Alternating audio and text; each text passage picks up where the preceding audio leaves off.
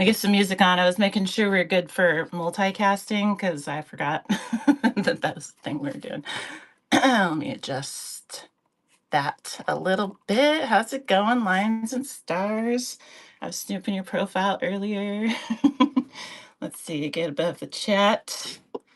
How's that? Okay. I'm gonna put some music on and make sure that we're live on the YouTube, and then we're gonna talk about some things. How's it going? And I always have a hard time with that name, the scenario. Am I saying that right? Let me know. Shiz nuts. Welcome in. We are live on YouTube. Heck yeah. Heck yeah. Happy Tuesday, you guys. Let me know if it seems dark or anything. It seems like dark on my view, but I was just outside, so it's like maybe my eyes are adjusting a little bit still. How's it going, Vintage Soul? How's it going? And you guys doing happy habits or seeing it? I'm seeing so much, so much. Real popular during the daytime, I noticed. The nighttime, when I'm at work, I'm always looking for shows to listen in on. And so I was like, oh, I'm gonna be set this week. I'm gonna get in all the happy habit shows while I'm at work and stuff. And it seems like they all end um like right. Oh, TJ, are you in here? Um, right before I go to work. So I was like, dude, missing it all. Maple, what's up? How's it going?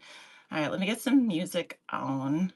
I'm gonna try to multitask watching the chat over on YouTube. That's hard to do if you guys have dabbled with that before. It's like you just constantly feel bad. Hello, Kaden. How's it going? I think I'm saying that right. Correct, Kaden? I think. Here we go. Here we go. How's it going? The resin fam in the house. We're gonna give y'all a proper shout out today. With the listing below, I suppose, too, because it is a resin month officially. Yeah, guys, so excited. Yo, yo, yo, Tiny, how you doing?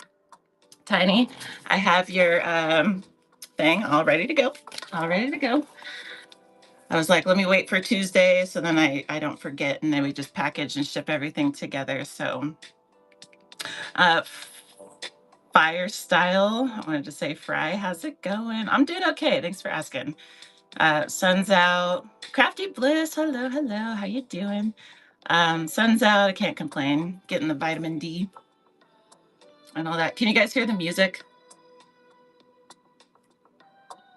Or like barely? Is it barely there? I don't want it to overtake, but just a subtle something in the background. Envy says, "Hey, horse."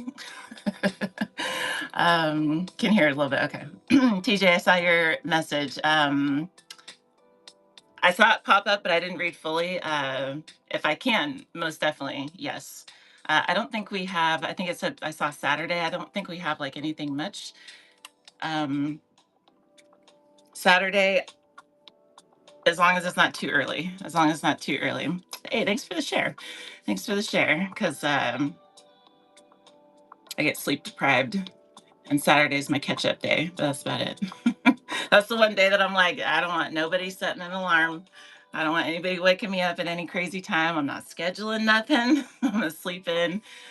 Just ease on into the day before I start going hard again. Dragon Scale, welcome in. Caters, welcome in. How are you guys doing? How's your week going? Thanks for the share, Tiny. Thank you, thank you. All right, cool. Yeah, I'm liking seeing the happy habits stuff though. Sassy, welcome in. Hello, hello. I'm really liking the happy habits. You got it kind of messed me up a little bit. Yes, today's Tuesday, right? Yesterday was the first day, right? It starts on the first, not Sunday. Because there's like certain sellers that I typically go to their shows. And they're on like a regular time and day and stuff like this. And so, Sassy, thank you for the share. And so I was like trying to go and check in with my favorite sellers, tap into my programs, and like they weren't live. And I was like, am I tripping? What am I doing here? What am I, a de-archivist? I was like, you good over there? Like, I don't, I was just usually doing the Insomniac deal, and she was up switching up her times, and then Tober.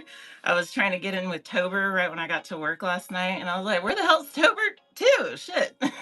All these people. Lions and stars. Thank you for the share. You guys are just loving with the shares. Finally catching live get. Heck yeah, Gemma girl. How you doing? Oh, Joy Creations, welcome in. Let me make sure. Let me open this up here. You guys, we're going to talk about inventory today, just some random chews. I'd like to access your microphone. I suppose so. Camera, I suppose so. We're going to talk about, you guys, please, if you haven't already, bookmark Artisan Alley 2 weeks Monday, or save this listing right here. We're going through Resin Alley, you guys, and I think that y'all are going to be surprised at what these our resin crafters, artisans are creating over there. A blend of like some functional art, some art. Some lots do like custom and personalized type of products. There's some that like incorporate other things into resin. There's different types of resin that I'm just learning about. They have like a whole community over there. And Tweeko, how you doing? Thanks for the share. They have a whole community over there. They've been doing these raid trains. They got a whole Discord thing going. They like joined forces and got their own category, resin art. Super, super adore this community. And I really hope to see you guys out there to see 10 sellers. We just now this morning started sending invites out, and through this week, we're hoping to fill that train this week. I really hope that you guys love what we're putting together between Basement Brats art and Lilac Bloom and myself. So just 10 sellers. We try to keep it diverse. We keep it quality so you can kind of swipe with confidence and bookmark away and all this kind of stuff. So we kind of do the vetting and the curating and stuff for you guys. And so you just get a great showcase of just 10 amazing sellers that have amazing products. And I think you guys will be surprised. So please, if you can, join us on that Monday. That's the 15th.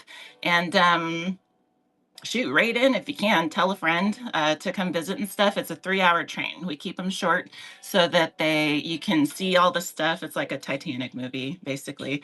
And we don't want to hold you up all day, but we want you to see the stuff and spotlight these amazing sellers. And so please do join. I'm going to do a kickoff show, and I will pin this listing in the kickoff show. So bookmark that for the reminder that the train is leaving the station. Okay. Caroline Creates, welcome in. You guys, so Curly Q, I see you. How you doing? Barb's, how you doing, neighbor? How's it going, you guys? So we're going to talk about inventory. I'm going to unpin this just because it takes up space, but it's there. Okay, it'll be there. It'll be there. Just some random chews about inventory because I try to keep the topics rotating each week to talk about something different pertinent to live selling. There are a couple of updates this week. So like if Whatnot does a blog post or some otherwise like update or has any news that comes out, I try to bring those things. Partially just to share in case we miss it, but also partially to put them on the table for feedback, because I do take notes on your guys' feedback and forward it on to them. Which one of the things, did anybody see the blog post this morning? Just came out. There's been 2 since we were last here. And Hades with the raid. Heck yeah, you guys, you were gonna be shouted out anyway, my friend. You guys, do we know that Tiny the Artist's son is on this platform? Do we know that? I spent some time in a show last night. He was up there with doing haiku poems. He had photography and prints. He had art. Why can't I see you on this one? Let me see. Let me put you, Tiny. I'm an emoji. Help. I can't. Maybe I can do it from here. You guys, please. Usually I don't say this, but please, thank you. I'm freaking slow. There we go. Please give a follow to Hades Guardian. That is Hades, I learned, is the name of one of their German Shepherds. And he's the guardian. And so you guys, Tiny the Artist, son right there. Go introduce yourself, bookmark a show. Hopefully there's shows to bookmark. Hades, do you have shows to bookmark? And go meet him. Go meet him. Super sweet. Lots of cool stories from traveling, from school, from like just what they're doing on the platform. I'm a fan. I'm a fan. I was saying last night, it's just like kind of a breath of fresh air when there's like someone newer to the platform. You kind of can like get in those first couple shows and you're like, oh, this is really nice, actually. This is really nice. Just like fresh energy and stuff. Zyla, how you doing? How you doing? So, yeah, guys, we're just getting started. We're chatting inventory today. A couple of Whatnot updates out the gate because they had 2 blog posts out since we were last here last Tuesday. One of them we kind of touched on, but they just put the blog out afterward, after our chat. And then the other one's brand new, but we've heard it was coming. So I want to talk about that. And it's long, you guys. It's like a novel. So we're not doing story time this week, but I will share what it's about. So got an update blog today. Yeah, it's long, right? It's like, I was like, okay, I try to skim them beforehand so I can bring kind of the TLDR, and I was going through it. And you know, when you're reading and you're eventually like, shit, let me see how long this is. You just go all the way to the bottom. I was like, I don't know, I'm not reading all that. Anyway, I'll tell you guys what it's about. Let me open up my stuff here. Oh, what am I doing, you guys? We're gonna run a giveaway for Hades Raid. And I know they changed the giveaways so that they're like quantity. So I have 10 loaded, and we'll see if there's 9 left or 0 left after we run this one. So giveaway running for a giftable card. You guys. Is it a buyer's giveaway? Does it not let you enter? What's going on? I forgot I was on YouTube also. We're multicasting YouTube. Now, if anybody misses anything, you want to start from the beginning. Hi, YouTube. Happy birthday, Daniel. Happy birthday. I'm going to try to watch over here on the YouTube, you guys. I would encourage, though, to follow that QR code and join the conversation on Whatnot, because as far as like chatting goes, it's much easier in one spot.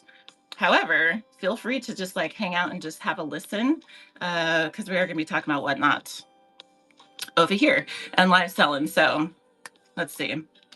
Ren in Wonderland, welcome in. I had to screenshot it all so I can print and read it again. Yeah, it's freaking okay. So let's let's talk about the things. Thank you, Carter, birthday card. That's what's in the giveaway. That's what's in the giveaway. Simply Smart Shopping. I need you to enter that. Because I found the things. Okay. So let me start from the begins, and we try to dive in like right about now, about the 15-minute mark. Hello. So let's see, starting with a spotlight and a shout out. And I'm going to jump in because there are a number of things today, but I'm going to try. I always try, but like I fail half the time to leave room toward the end for like some Q&A and this kind of thing. And so, hey, thank you. Thank you. So starting with the spotlight, we have Making Grace Vintage and Live Seller Pro, who I believe I tagged. They're in the show notes. I like to call these, it's a couple. They have 2 accounts, husband and wife with 2 accounts. I'm calling them out today because the topic is inventory, and I try to keep them somewhat relevant. If anyone's not familiar with these 2, Making Grace Vintage is the wife, and she's a reseller of like vintage and like kind of fancy, some like women's fashion finds and stuff. Like she has like highly curated shows and different type of sales formats and stuff. Live Seller Pro is the husband, and he is typically found in the community category doing like coaching basically for sellers on the platform. I don't hear him talked about enough. He is incredibly insightful with his live sales knowledge, and he speaks a lot about inventory. The inventory game is different with live sales than it is in like traditional e-commerce. And I feel like he's just had his wheels turning about it for like years. And he just has, excuse me, so much valuable information to share about it, like the psychology of it, processes and methods, and like when it comes to our show, when it comes to pre-show and sourcing, when it comes to post-show, he covers all the bases and has thought about everything. And so if anyone's not familiar, I do highly recommend, probably top 3 sellers on the platform I've learned the most from, legitimately. So I recommend bookmarking a show. They're in the show notes there. And that's why they're the shout outs. Hello, hello. What is that? Is it like a bow? Is it a bow? Gimme D, how's it going? How's it going? Thank you, Tiny. Thank you, thank you. So they're the shout outs for updates. Rewards Club season 8 is live. It is live. We did talk about all things Rewards Club. Was that last week or the week before? And so if anyone hasn't set up their Rewards Club, that video is on YouTube, custom woodburning _crow, if you're interested in just like some chews to consider for setting that up. But for today, I just want to just remind it's live. So number 1, there's like a grace period to use your coupons if you got coupons wherever you're buying. And then, and if you're a seller that does rewards already, keep in mind there's like a couple extra days for folks to use their coupons. And so remind them and all that kind of stuff. And oh, we got the slow roll. John Diana, congratulations. You got a car coming your way. Thank you for being here. Thank you for being here. Etched by Fire Shadow, welcome in. Yeah, and so Heightened Normal Design came on and co-hosted for a minute when we were talking about rewards, and talked me into, aggressively motivated me, I should say, into doing my own rewards club. I haven't actually signed up for it yet, for different reasons. It really depends on, it's not the right thing for everybody, I'll just say that. But she did aggressively motivate me. So I haven't done it yet, but I am going to sign up for it this quarter, mostly as a trial run. It's not going to have anything crazy as far as discounts. If any, it'll probably be bare minimum for everything, but just to dabble with it for a quarter and kind of see. So just so you guys know, you don't have to do it right at the beginning of the quarter. You could do it like the last month of the quarter if you want. You could do it the last week of the quarter if you want to, just to go through the prompts and just like kind of familiarize with how it works and stuff like that. So but it is time. Thank you, Eliza Marie. How you doing? Welcome in. How you doing? Let me see. Let me expand this guy. Did I just see a banana? Where did I just see that? Where did I just see? Oh, it's a moon. I was like, I thought Mickey was in there for a second. Let's see. Setting up my rewards for the first time, so need to watch a video. So all the videos on YouTube are labeled.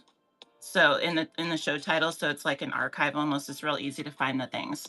I don't know if I'm new to YouTube, so I don't know if there's like a search function possibly, but it's just like the last live. Hello, Claudia. Hello, hello.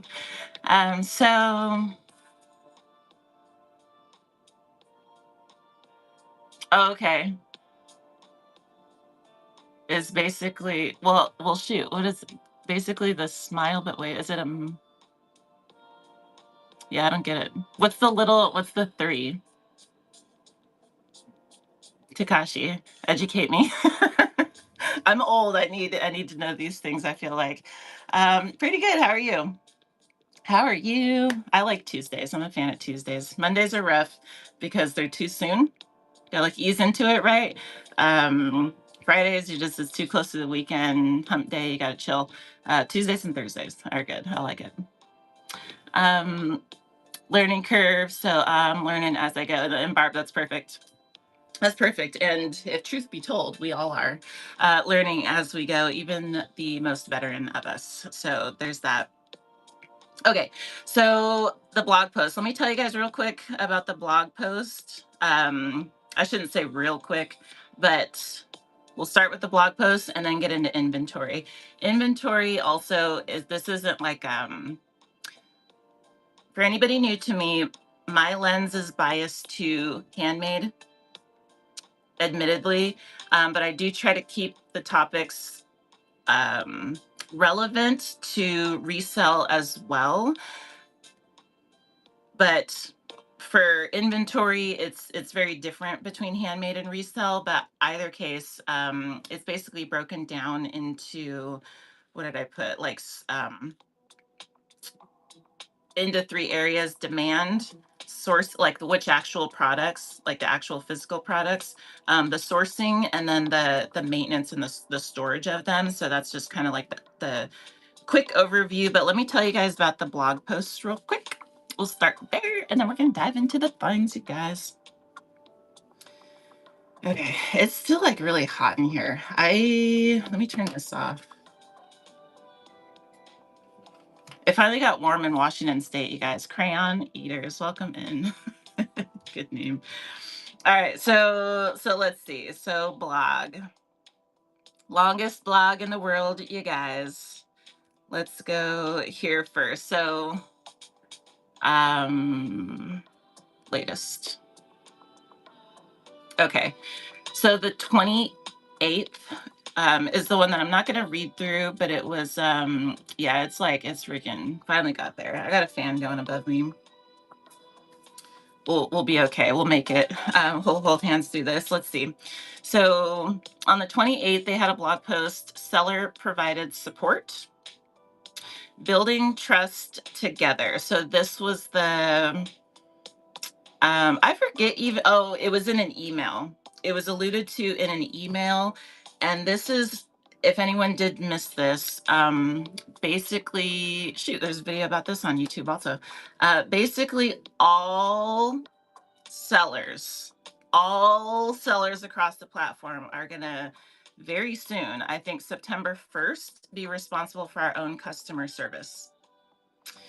All sellers in the US, I believe it's September 1st, and then internationally by the end of the year. And so we've heard about some sellers doing this in beta, this like handling their own customer service in beta. They're doing the full rollout. And so pay attention. There's going to be a lot of kinks to work out, I expect. And Tara Wynn, welcome in. Tracy, how you doing? Yeah, it's one of those things. So when they put it out, they kind of combine the announcement with Premier Shop updates. And so I think it kind of got drowned out, but this is actually a really big deal. And it's going to change the way we operate. We're going to have to add customer service into our like workflow and regiment. Two main things, without diving into it much, the two main things to look for is number one, our inbox, our DM inbox will see an extra tab for customer service. And so when buyers reach out for customer service pertaining to a specific order, those messages, those inquiries will go to another inbox tab, customer service tab. So keep an eye on that. Keep a lookout for that, because everybody should have that come September 1st. And the second thing is a new rating on our profile. So there's I'm on the fence about how I feel about this one, because you guys may have seen it. You may see it on some profiles, but essentially where it's like the username and then underneath it, there's like a photo or something. And then there's like, thanks for the hearts. Thanks for the shares, you guys. There's like where does it go? There's like a seller rating. So it'll say like 5 stars, ship time, or something else. That bar right there will have a new section that has your customer service rating on it. Okay. And so as a buyer, we have something else to look at. Bye, Canyon. How you doing? Happy Tuesday. Thanks for the shares, you guys. I really appreciate that. Mama Z, hello. Oh, thank you. Thank you. That was a lot. That was really fun to make. That was really, really fun to make. I found out that Willie Nelson is like, he wasn't from Texas, but he like basically made his home in Texas. And when we were down in Austin for the summit, there was like Willie Nelson everywhere. And so I was like, that checks out. That checks out. We'll go with that. So thank you. Thank you. Yeah, so you'll see it on some. And here's the kicker with that, though, is that if you are a seller, once you get this customer service available to you, once it's enabled on your profile or your account and your seller hub and stuff, you're only going to see that rating on your profile after you've completed 10 or more customer service like complaints or tickets, basically. So anybody, not everybody's going to see it. Everybody that is under 10 like customer service tickets, it's not going to show up on our profile, which that's the thing that I'm like, I don't know how I feel about that, because I feel like if you have 0 complaints, as far as I'm concerned, you're like doing 10-star customer service. You know what I mean? Because no customer service is the best customer service, right? You just get it right the first time or stay ahead of the curve and stuff like that. But that's how they're doing it. So just be aware of that. Basement Brats, how you doing? Welcome in. Yeah, so, and I know that some people are going to go, well, where's mine? Well, that's why. It's because you have to have 10 or more tickets for it to even be visible. But also you can see in your seller hub and back end, like, you know, as you're working your way to 10, you can see your ratings and stuff in there. So there's that. Giving better service by yeah, I know. Yeah, that's the thing. I'm like kind of offended. I don't know how I feel about it. Yeah. RDC haters using it. Oh yeah. You know what? We'll see. We'll see. I can imagine a number of things coming in the wake of it, but we'll see. To each their own. We're just gonna all have to handle it like how it works for us and how we see it and stuff, and then deal with things one at a time. I know certain different categories are feeling differently about these new updates and stuff, and with the Premier Shop too, taking the quality listings away, which is the perfect segue for the next blog post that came out this morning, because that's all about listings. That is all about listings. Bonsai or Canada? Marja? I'm gonna say, oh, Bosnia or Canada? I don't know. Don't know. Just like eBay. Yeah, we're in this live sales space. If anyone's new here, we do take the scenic route here and there. So I just want to just fair warn you of that. Okay. This live sales space we have to remember sometimes that it's brand spanking new in the grand scheme of things. It's brand new, 6 years old, going on its 6th year. The constant changes are going to happen. It does behoove us to just have it in our mindset that we're just going to kind of adapt as we go and just roll with it and do the best we can. And we can give feedback and stuff. But hello. Hey, thank you. Is it Sophia? I appreciate it. We just have to adapt, right? Like when we start boohooing and like putting a stink about things, like, okay, we don't. Everything is built. Whatnot has tens of millions of sellers and buyers that they're trying to create features and, you know, create a platform that works best for everybody. Us individually, like we can give our feedback and stuff, but they have to prioritize how they see fit and what works for their business and their bottom line. So I'll just say that. But yeah, which is good. Already responsible for them. September responsible for. Okay. Oh, gotcha. Okay.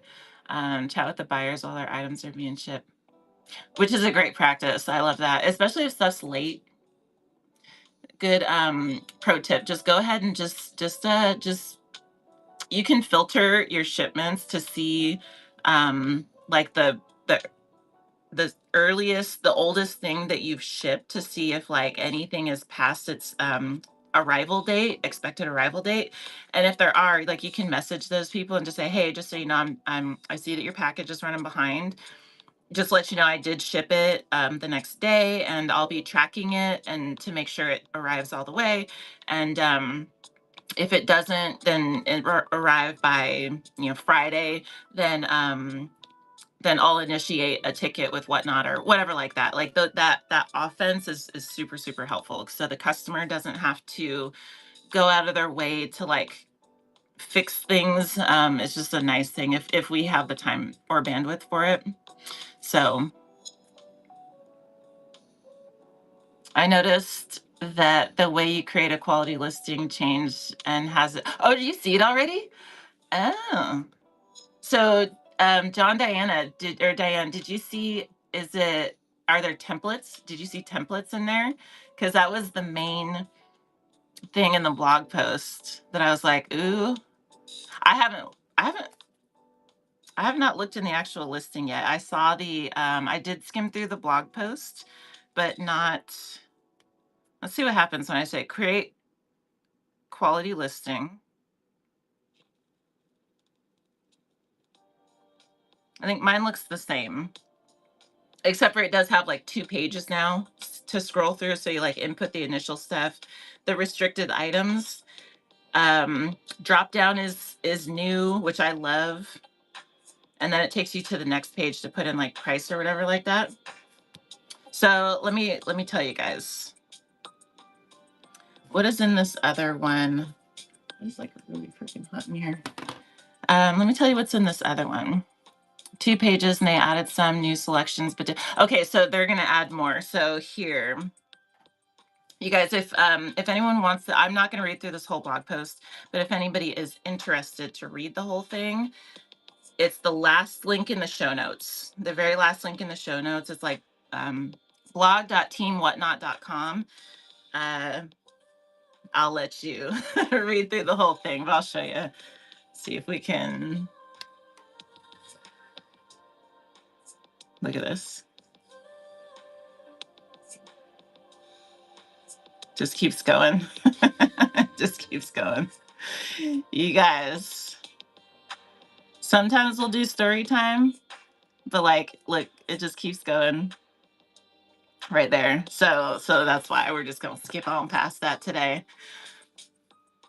It will be available. We are multitasking or multicasting over there, and it should post. It should post, I believe. So with skipping through all the fluff on here, at some point I'm going to figure out how to timestamp the YouTube, because I know YouTubers have a way to, like, you can skip to certain parts.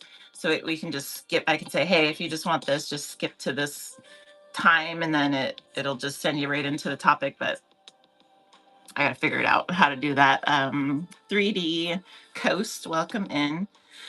Okay, so the main thing with listings, this blog post is all about listings. If you guys caught the 180 that Whatnot did about quality listings, it was kind of funny, and they move fast, so I can imagine how the process happened. But they basically, oh yeah, you know what? I heard that in Leslie's show this morning, I think, or maybe D Archivist show this morning. And I went and looked and I couldn't find it. Is it in your email? Did you see it in your email? or posted somewhere, because I was like, where the hell is this promo? Hey D, it's in Seller Hub. I was lurking in your show earlier, D, for a little bit. Let's see, it's in Seller Hub. Okay, well, I guess I'll look at it afterward. Good to know. Good to know.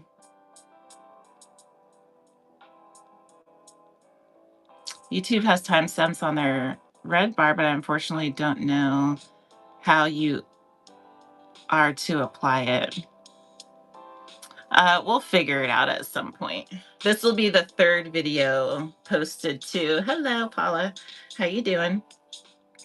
This will be the third video to post to YouTube. So we're just kind of easing on in, building up the archive and trying to get some visibility, let the algorithm find the folks that are interested in live selling, basically, is what we're aiming for there. And then maybe they can stumble into the live, because I think algorithms are different for lives, long form and short forms on YouTube. And so trying to like hit all bases to kind of funnel folks in, allow folks to find like all the rest of the short videos in there. So banner. Oh, okay. How did I miss that? Maybe I need to update my app. Oh, thank you. Thank you. Thank you. No pressure. D, I'm gonna mod you as well. No pressure. I know you were streaming for a minute this morning. Heck yeah. Funny Farm guys. Hello, hello. How you doing? Okay, so what was I saying? So this the listings. Okay, so the Austin Summit was toward the end of April 24th, I think, because it was right around my birthday. And so we're about 5 weeks out from the summit. And the funny thing was that at the summit, there was a same person who wrote this blog post, did this big closing speech talking about, yeah, I'll do that. Hello.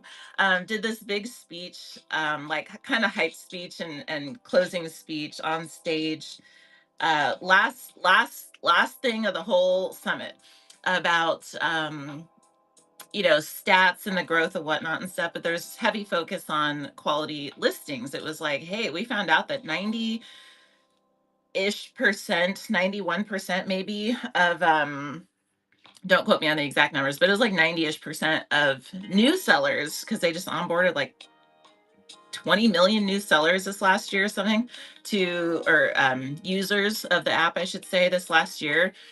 90-something% of them prefer quality listings. They don't trust random pulls. They don't understand what they're swiping on, this kind of thing. And so they said, there was like 40 minutes or so, 45 minutes of this big emphasis on we want everybody to do quality listings, right? And it was worked into the Premier Shop, even, where it's like, no, you gotta, even if to keep Premier status, you gotta have quality listings because buyers prefer it, right? That was 5 weeks ago. Now, same person who said that. This just goes to show that they listen. Don't get me wrong, I'm not hating on them. I'm not throwing shade on whatnot. I'm emphasizing that they listen, because trust you me, they got pushed back about it. I can imagine their inbox after the announcement of all these things. And so 91% of new buyers do not trust random pulls, from 20 million new down. Yeah, and which is not to say that, Athena, afternoon, how you doing? Which is not to say that those first couple purchases, they don't trust them, and then like 100% of purchases after their first like week or so on whatnot can be all random pulls or whatever. These are just the initial purchases, which does make sense, right? But obviously the highest volume sellers are doing random pulls, so it's like, even at the time when they're announcing that, we were like, yeah, but what about all purchases? What about all purchases? Because they're obviously getting the highest volume, so buyers are obviously choosing random pulls, but this data says they're not, or whatever, you know what I mean? So we're all like, either case, They found a happy medium. I'm just going to summarize this blog post because it's so long. They found a happy medium. They said, we want quality listings. Seller says, we want random pulls. And they found a way to satisfy extremely fast listing of products with giving more information to the buyers so they know what they're swiping on is the short of the long of it. They introduced, so soon we're going to see when we go to our create new products, we're going to see something called templates in there. And if I can find the example, this is like the main thing that stood out to me through this whole blog post. There's a lot though, so don't get me wrong. I do recommend skimming through it yourselves. But the main thing is templates, this concept of templates. I'll just read this one part. With a few extra seconds in setup, quote unquote, shoes, listen for size listings become sneakers, in parentheses, Nike, Adidas, Hoka, which I don't even know what that is, sizes 6 through 12. Random polls become tops, in parentheses, Free People, Aloe, Commence. I'm not a fashion person. I legitimately don't even know what these are. I know what Free People is. And then the other example is quote unquote golf balls becomes golf balls with parentheses Callaway, Titleist, and Vice. And so essentially they're going, I'll use an example. This is just the way I think about it. If Julie Becker sells graphic tees and she is consistent with the brands that she offers, if it's like Free People and what do they say? I don't know that she sells these brands. I know she does Free People, but if it's like Free People and Aloe and Commence, right? If she always has that, right? She can opt for listings that instead of saying random pulls, she can opt for those templates that say Free People size, Free People tee sizes small to large. Free People, I don't know what all they have. Jewelry sizes, or necklaces to earrings. Free People shorts sizes extra small to extra large, something like that, right? So it's more specific. So it's not, they're quick like templates, right? And so 2 extra steps for the seller, but then buyers who are searching for Free People, this will pull up in their listings essentially. And so that's kind of the concept. I did see another thing in here that I don't know if this is enabled already. I think it's new. It seems new. Our variant listings in our buy nows are moving to auction items. Like you can buy like you can pull over single buy now items to auction them. If I'm correct, somebody correct me if I'm wrong in understand how I understand this. Uniquely me, how you doing? Welcome in.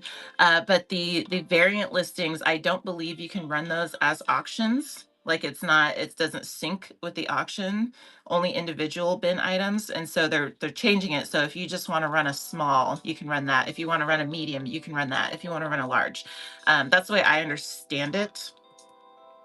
I do recommend reading through it yourselves. The link is in the show notes. Okay, let me catch up a little bit, and then I don't want to go too much into this. Those are like the main things though. There's a note about Shopify in here. There's some stats, typical like Tom style. He seems to love the data.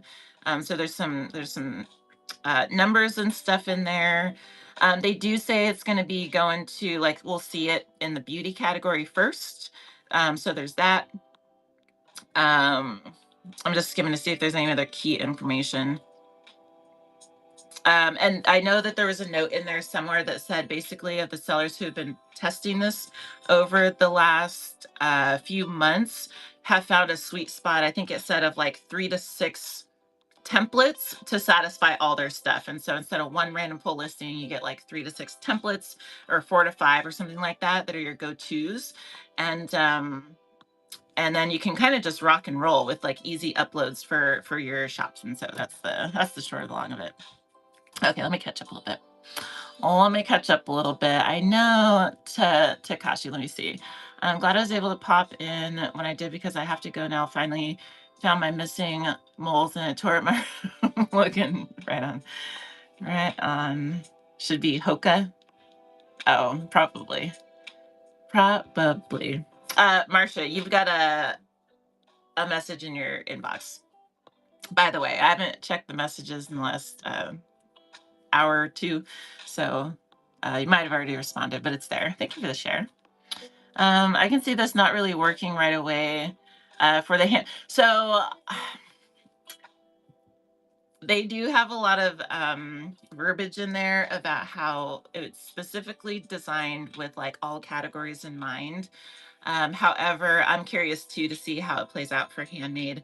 I think it depending on what we sell, like if we do more of commodities, like those of us who have 3D printers, laser engravers, where we can crank out like more like bulk style of, specific type of items, like maybe it would work more for that if it's like, if we're more in production and manufacturing type of handmade. But like the arts and like a lot of the onesie twosie like one-off stuff, we'll see.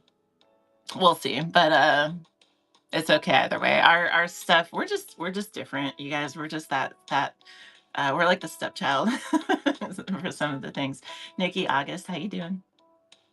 Love to create the templates for adding. Oh, do you do your own templates, Athena? So Barb, they do call out vintage in the blog post, and so I imagine they had vintage folks test it. So we'll see. I know that some vintage folks do like specific things, right? So maybe just to throw out a random example, I'm not a vintage expert by any means, but if there was someone who loves them some glass, loves salt and pepper shakers, loves ephemera, loves pottery, even minis. There's certain things, brass, there's certain things that like it does seem that vintage folks like have a specific eye for. And so maybe they will find ways to categorize their items. Maybe size would have something to do with it. I'm not totally sure either. I'll be real curious to see. We should all see it roll out pretty soon. So just keep an eye and kind of visit like how and see how other people are doing it. Oh, Eliza, thank you. Thank you. Promoting the show. I appreciate it. Bookmarks boost the show. Heck yeah. Yeah, me too. Hey, I'm always excited about the changes, good, bad, or indifferent, because sometimes they'll do something and then they'll be like, never mind. And they'll like roll it right back out. So we'll see. Yeah, we are the favorite. Oh, for sure.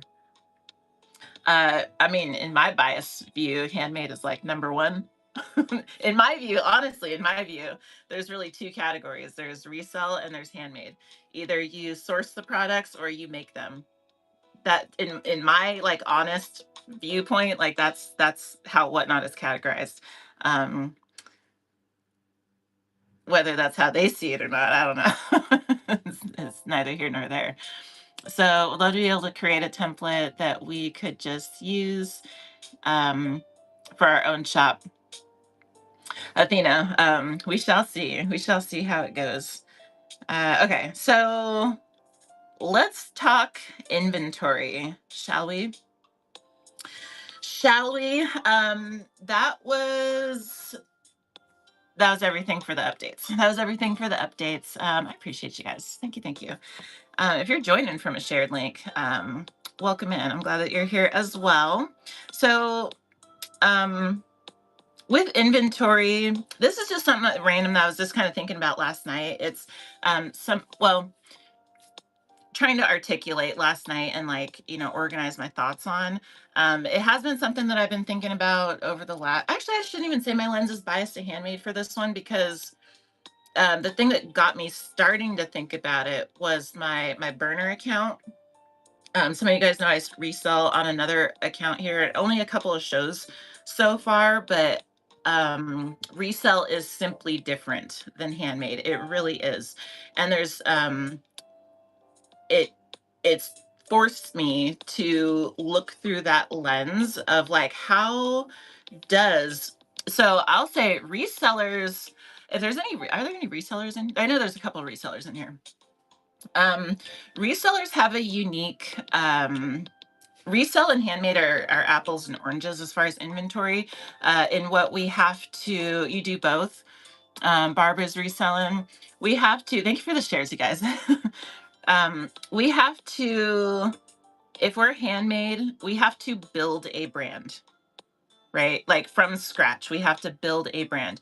And that seems, at face value, it seems, or at the surface, seems harder of a feat, because it's like, well, you just start with a blank piece of paper and you just have to build a freaking entire brand, products, marketing, like just everything, every angle of every aspect has to be like branded, and you have to like learn yourself to even figure that out, because it's like a reflection of you, and it's like, oh, the consistency in products. If you're Handmade, it's like, no, this is what I make.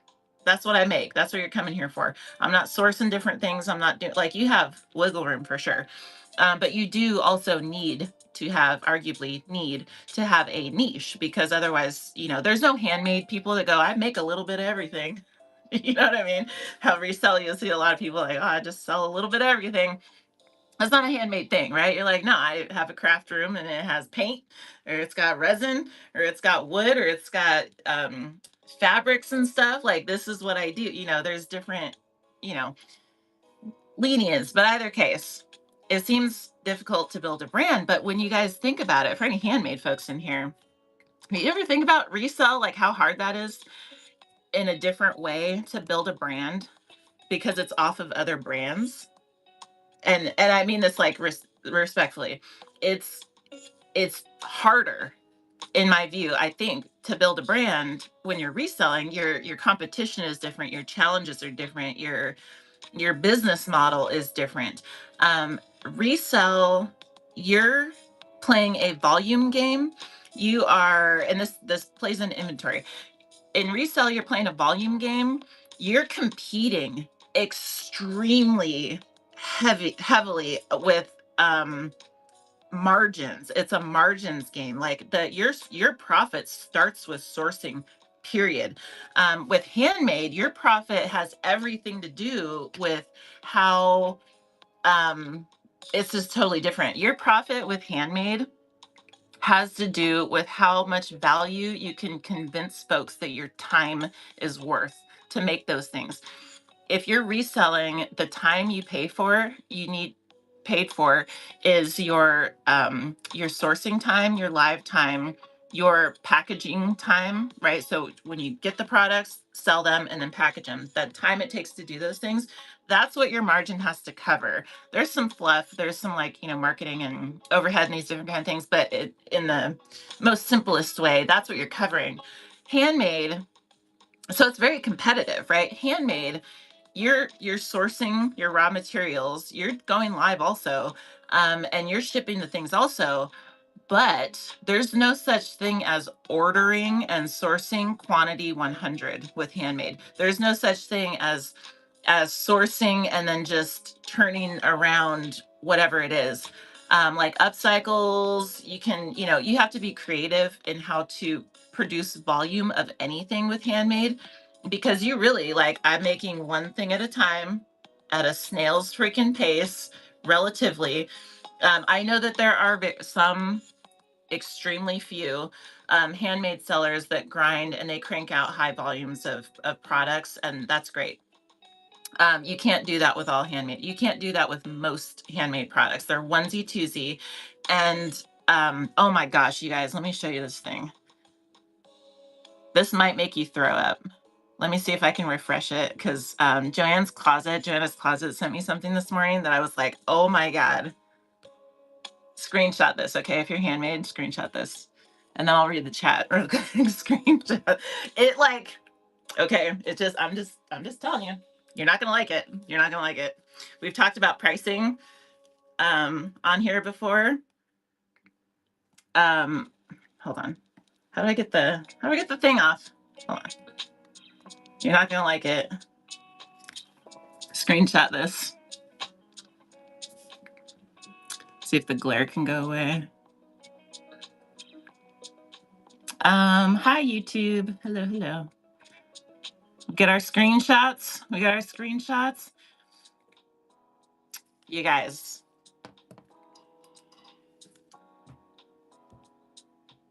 The prices handmade should be charging for things for it to actually make sense, like full time. It's apples and oranges. That's why I share. It's apples and freaking oranges, not the same game, right? So for inventory, we have a lot to consider. Leading with all that, so we're gonna talk about it. Let me catch up real quick. Product sourcing and storage is the main things here.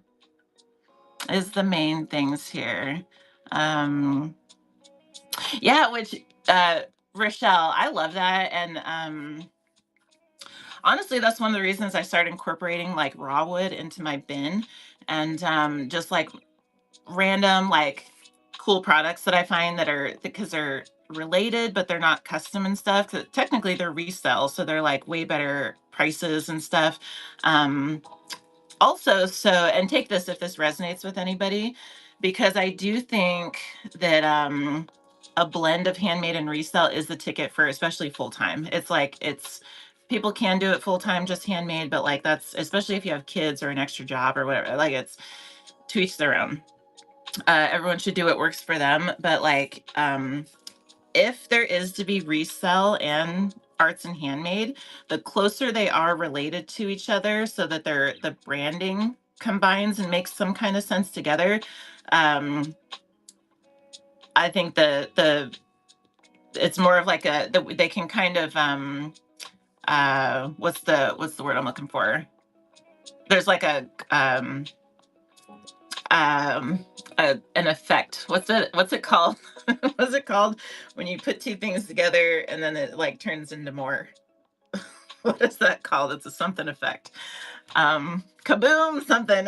You know what I'm saying? It's like, I want to say network effect, but that's not what it is. But it's like a compound effect. A compound. It's like when you if you sell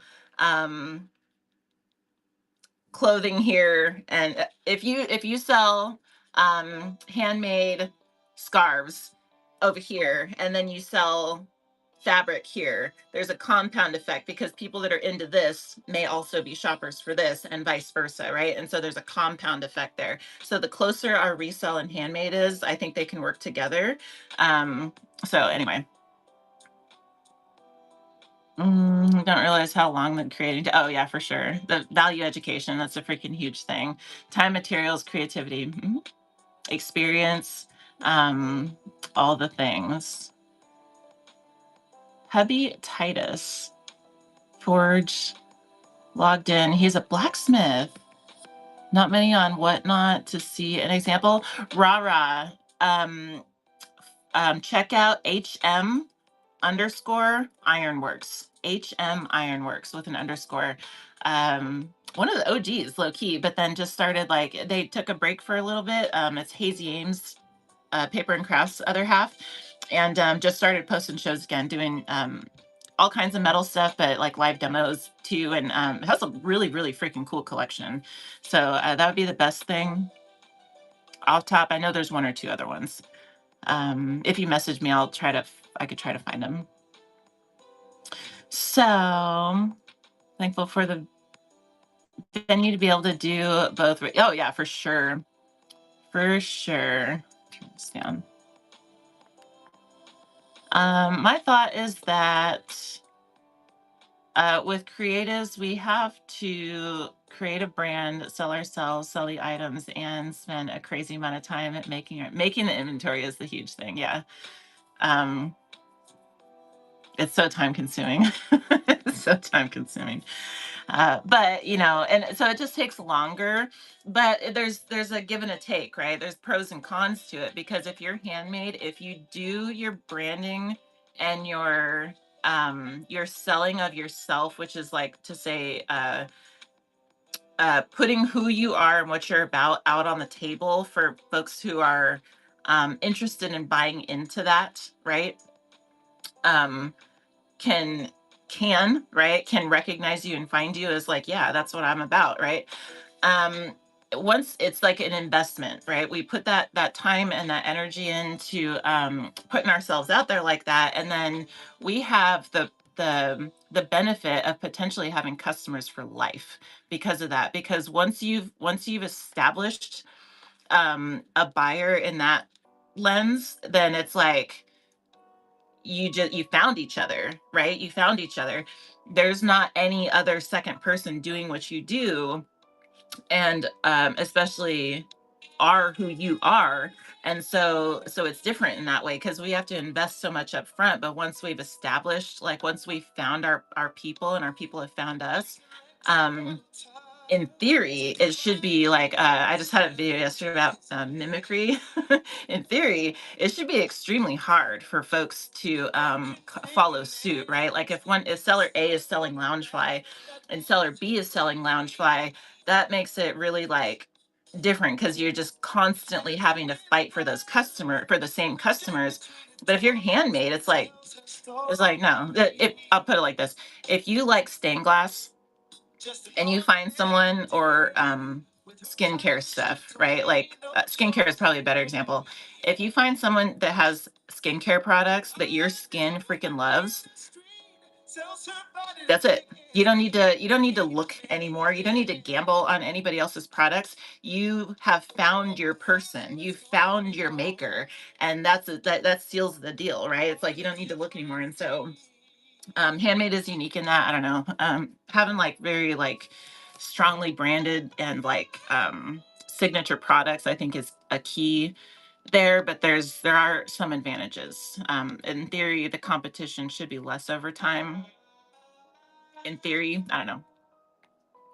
I know we've been here for a second. I am going to dive in. Actually, let's just dive in. Melinda's Creations, welcome in. Leslie, welcome in.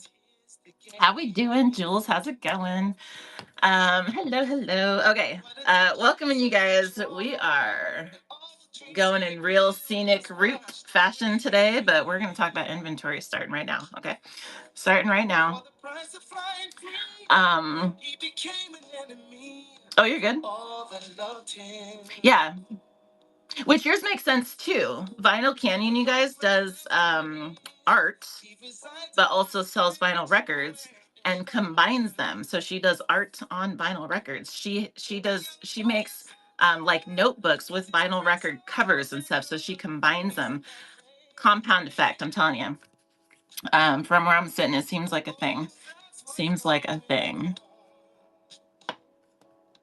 Very rare that the product doesn't sell out. Heck yeah. That's what's up. That makes me happy. People, it makes me happy when people get sales in general, but especially if it's certain sellers, I get more happy than others. Well, yes. Heck yeah. Okay. So the first thing with inventory that I want to touch on, and these are just choose. This is no kind of like official like anything. Just take what resonates. If anybody's new here, you just take what resonates and you just leave the rest, and that's just what we're doing here. So the first one is products to chew on for inventory wise.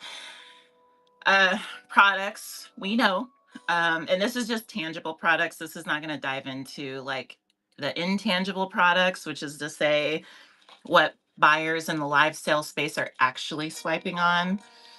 We talked about that before, but buyers choose the sellers over, like more so than the products themselves, because it's not like eBay where you're just looking for the products at all. You're looking for your favorite sellers and then you look at the products second.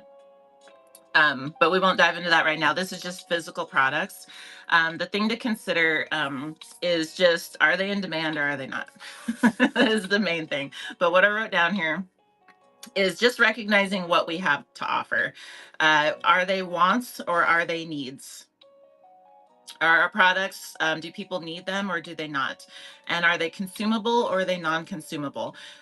There's tons of different things we can offer as far as physical products, but how we sell them changes, and our strategy with them changes depending on what they are. So this is just a matter of evaluating, like asking the question of like, what even am I selling, right? If I have consumables, snacks, for instance, my business model should look differently than if I have non-consumables, snack trays, for instance. If I have snacks, my business model is going to be heavily focused on repeat buyers, period. Because those products that they're buying are going to be consumed, and I want them to re-up with me every single time, right? So our strategy is different based on that. Skincare products are another example. Are there other examples of consumables on Whatnot? Snacks and skincare are the main things that come to mind. I can't think of any other ones, but anything that can be used, perfume, I guess, would be one. Yeah, because definitely not clothing or anything like that. I don't know, maybe like dog treats and toys or something like that. Maybe dog toys, pet toys. Um, I don't know. I mean, you could. You could. Uh, Especially as soon as the news comes out with something, Eliza, that's like any kind of scary, any kind of like, lockdown fear 2.0, people buy it. People will buy it. Don't get too excited. Um, okay, fair. Yes, I 100% agree. Proves the theory that they are in the show for the experience. Yes, experience-based business. This is something, again, you guys, for those who weren't here in the beginning, Live Seller Pro and Making Grace Vintage in the show notes. This is why they're tagged. They are the spotlight for this week because they talk about this experience-based business. Thank you, Unspeakable. Appreciate you. So experience-based business, it matters. As far as the physical inventory, though, just is it consumable or is it not? Because that changes our strategy. Is it a want or is it a need? Because that changes how we try to sell the product, right? If it's something that people need, then they need it, right? A lot of handmade folks, especially, but I want to say, like, you guys, like, if we're being honest, like honest, we don't need most 90 something percent of what we buy. We don't need it. Most of these trains where we're just swiping like crazy, we don't need that stuff. We just want it, right? Yes, I am a mom. I am a mom. Um, you guys, YouTube chats differently. I'm just saying. I appreciate you guys being here, though. I appreciate it. So we don't need most of this stuff, but some stuff we do need. But then it's a matter of like, well, buy it from me, right? But if we have products that people don't need at all, it's just a matter of recognizing that fact, right? Like I know that nobody needs my products, right? And it's just like a point of honesty we have to have with ourselves, because if people don't need it, then if we're to convince people or expect folks to buy them, then we gotta start there, right? Let's just understanding that, because when we get like, we see some newer sellers, or just sellers in general, get, it's frustrating when people aren't buying our stuff.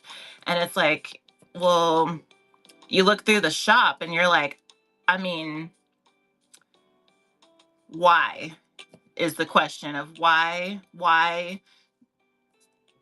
are these items expected to sell, right? Why are we expecting these items to sell? Because you guys know what I'm talking about. You look through a shop and you're like, I don't need any of this.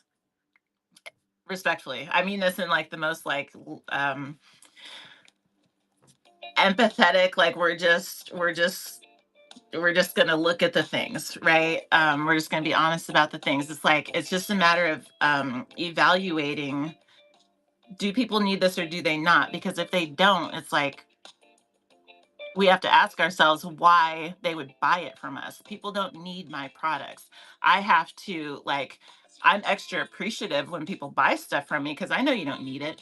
You can get, I don't know, coasters, for instance, for like a fraction. I'm talking a fraction of the price on Amazon. So like, why are you going to buy it from me, right? Just a matter of just like asking ourselves that question because um, and um because it translates into how we sell it, but also just like looking at our inventory and just saying, is this all stuff that people just nobody needs like any of this stuff, or do I want to mix some stuff in that people may need and then like get them in the door with that and then hit them with something that they might want or something like that. Like everybody needs to eat, right? So it's like new sellers need ring lights, for instance, or some kind of lighting, need thermal label printers, at a certain point in their business, are going to need other technology things, a microphone maybe, or flair for their packages or packaging material, period. Like these are needs, right? And so what we're selling is like, well, you need this and you want this one because here's the things about it, right? That's different than being like, hey, can I interest you in this pineapple wood burning? Maybe like, well, you got to sell it differently. So that's the point. That's the point for that. And then I live in a camper and I have way too much that I need to get rid of, but I want, yeah, and we all do. Miss Jenhen, how you doing? And we all do, it's just a thing. But either case, wants versus needs, just asking ourselves because it changes our strategy. Or it's all about just inventory choose. Consumable versus non-consumable. Quality, we have to ask ourselves honestly if the items that we're selling, what level of quality they are. Not to say that we can't offer, like, people buy, there's buyers for all different levels. Gucci to dumpster diving, all levels, right? But the question has to be asked because the prices have to match, right? The quality. So if we have, if we are doing like, I guess I don't have to explain that more. The prices have to match the things. I'm sure we've all seen the shops that you're like, what? These prices the math doesn't math on these prices or something like that. Tweety Treasures, welcome in. Welcome in, Sassy Girl. Welcome in. Welcome in, Graphics. That's a cool name. I like that. Yes, you do. You do have to make an experience, which we might just, I feel like that's a topic that we haven't like wholly focused on yet, but that might be coming up at some point because it really is worth like a whole chew in itself of just really pausing hard to just look at like what experience are we offering and can we offer, and what about the experience attracts buyers, like viewers and buyers, because that's the most unique, it truly is the most unique thing about live selling, is that experience. So quality and appropriate price points to match. And then this one's more for resale. For as far as demand is like looking at our shop and just like, are these products in demand or are they not? There was somebody I'm not hating on Golden Books, but there was somebody that was using Golden Books as an example. And they're like, well, you're upset about this and that, but then I go look in your shop and it's just all Golden Books. And so it's like, well, you know, your expectations have to match the demand, right? It just be realistic with the demand. Sometimes we get good deals on stuff and there's a reason for it, right? And so I feel like I'm being harsh today. I don't mean to. If I'm coming across like that. The products that we have to offer, just asking ourselves, like, are they in demand or are they not? And like, at what level of demand, right? Because we saw this with Loungefly. You guys, was anybody here when Loungefly came through like a freaking wrecking ball and whatnot? And it was like a couple of sellers were just ahead of the trend and just banking completely, just mopping up on the Loungefly trend. It was a whole thing. It was a whole thing. And everybody else was like, I see this trend and I see them just, rolling in the dough. And so everybody and their mom started sourcing Loungefly, bringing it to the platform, right? To the point where we saw whole raid trains dedicated to it. Might have been coming into Q4. Like, it was like the hottest item for a number of months. But then towards the end of the trend, towards the end of the wave, what happened? Right? Do you guys remember the sad aftermath of all the Loungeflies that would not sell, and all the sellers that were like, well, I bought this for 100, so I can't sell it for less than, 80 or something, like, and like all the sellers that got left with the bag, right? Because they, like, no pun intended, but like got left with it because they were at the end of the trend, right? They were at the end of the wave. And so like the demand wave, like, we have to consider that when we're looking at our inventory, if we're reselling, again, because handmade, it's like, you're like, this is what I make, right? But resell, you have to stay up on trends, right? You just have to. It's part of the thing. And have a pulse on which brand names and which what's coming in, and you really want to stay at the forefront of that, or opt for timeless products, period. There are certain items like toilet paper, right? There's certain items that are timeless. If you have Johnson and Johnson, if you have freaking Nike at this point, there's certain brands that it doesn't matter. It doesn't matter how there's a constant demand with them, but there's a lot of products that demand is not constant, right? And so just a matter of recognizing like which one we're offering. I would even say to have, like, really try to have some timeless things, because those are more like bread and butter to me. I don't have the bandwidth to like stay up on trends. If you guys can tell from my constant outfits, I'm not like, I don't stay up on trends. However, if I did, then that would be the way to do it. Shop Happy, how you doing? I'm really enjoying the challenge so far. I was saying earlier that it's like messing me up because there's certain sellers that I'm like used to checking in with them at certain times, and D Archivist was one of them. I was like, wait, hold on, where the hell is you? Tober was one that I was like, excuse me, it's Tober time, and Tober is not live. But I was like, yeah, they're doing Happy Habits. If anyone, it's tested out Tuesday, you guys. So if anyone's like, I highly recommend, I was saying this before, even if you're not doing the challenge, it's all week. Go into these shows, go bounce around these shows, because it's for this week only, and you will be inspired and you will get ideas on what to do in your own businesses. I'm telling you, it is good stuff. But also get an idea of how it works in case you want to join next time if you're not already in it. So also, Shop Happy, I was in your chat last night, and I loved it, actually. So just a little note there. If you were there, you know what I mean.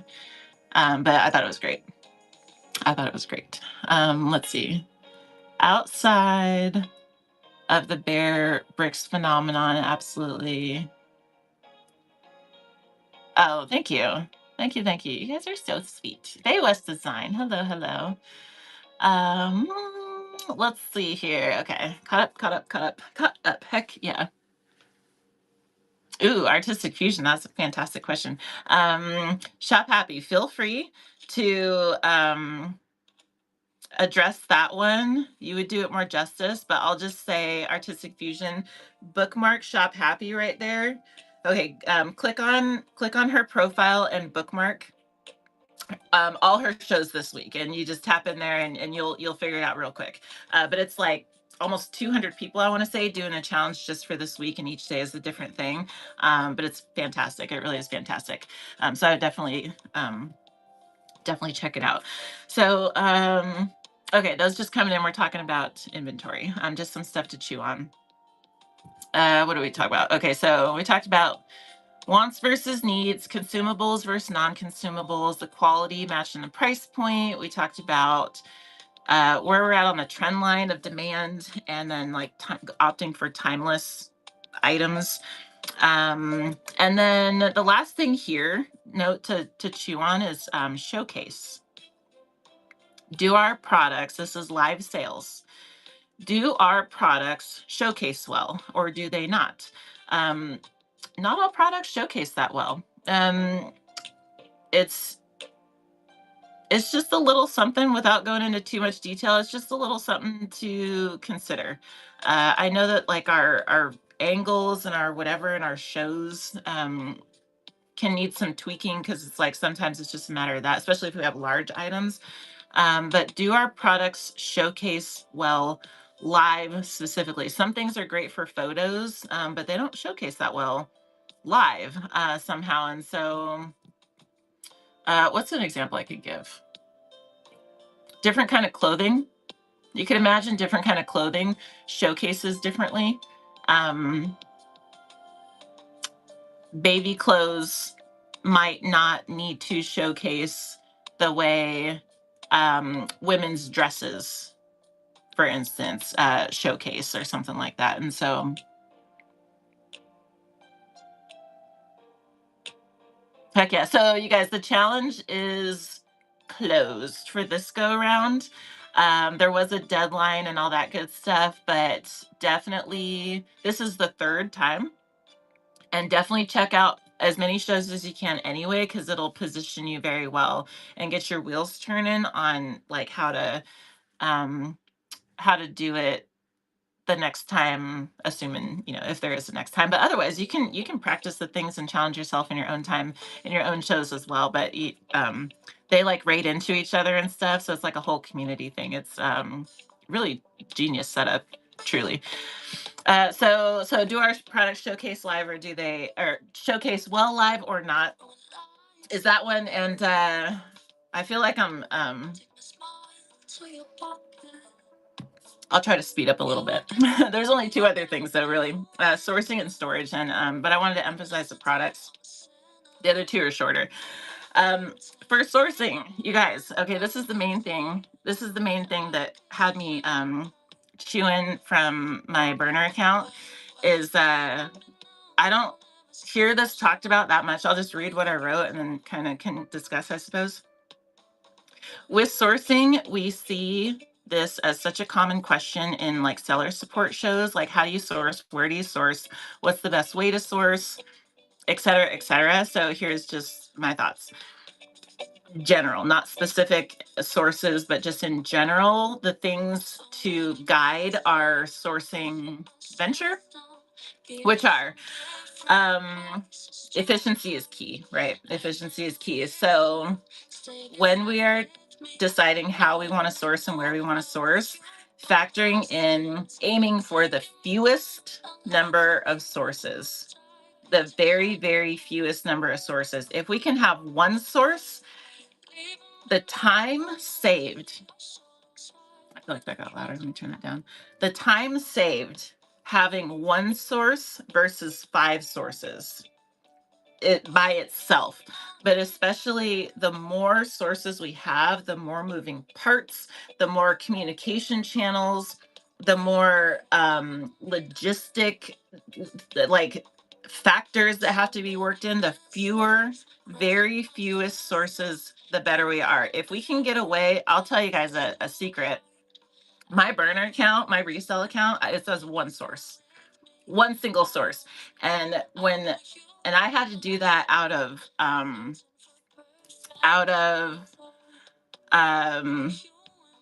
naturally, just because that is a basically I work full time, and then I do this 20 hours a week, and then I have kids and a house that's like got things, and I have too many things. I'm trying to social media and stuff. I have too many things. I don't have every ounce of every decision made for that burner account is with the least amount of time possible in mind, right? And so birthed out of that, the whole account has one source, right? One single source. And as I was coming up with that, I was like, I don't know. Do you guys know of any resellers that do that? Blasian Bunny, how you doing?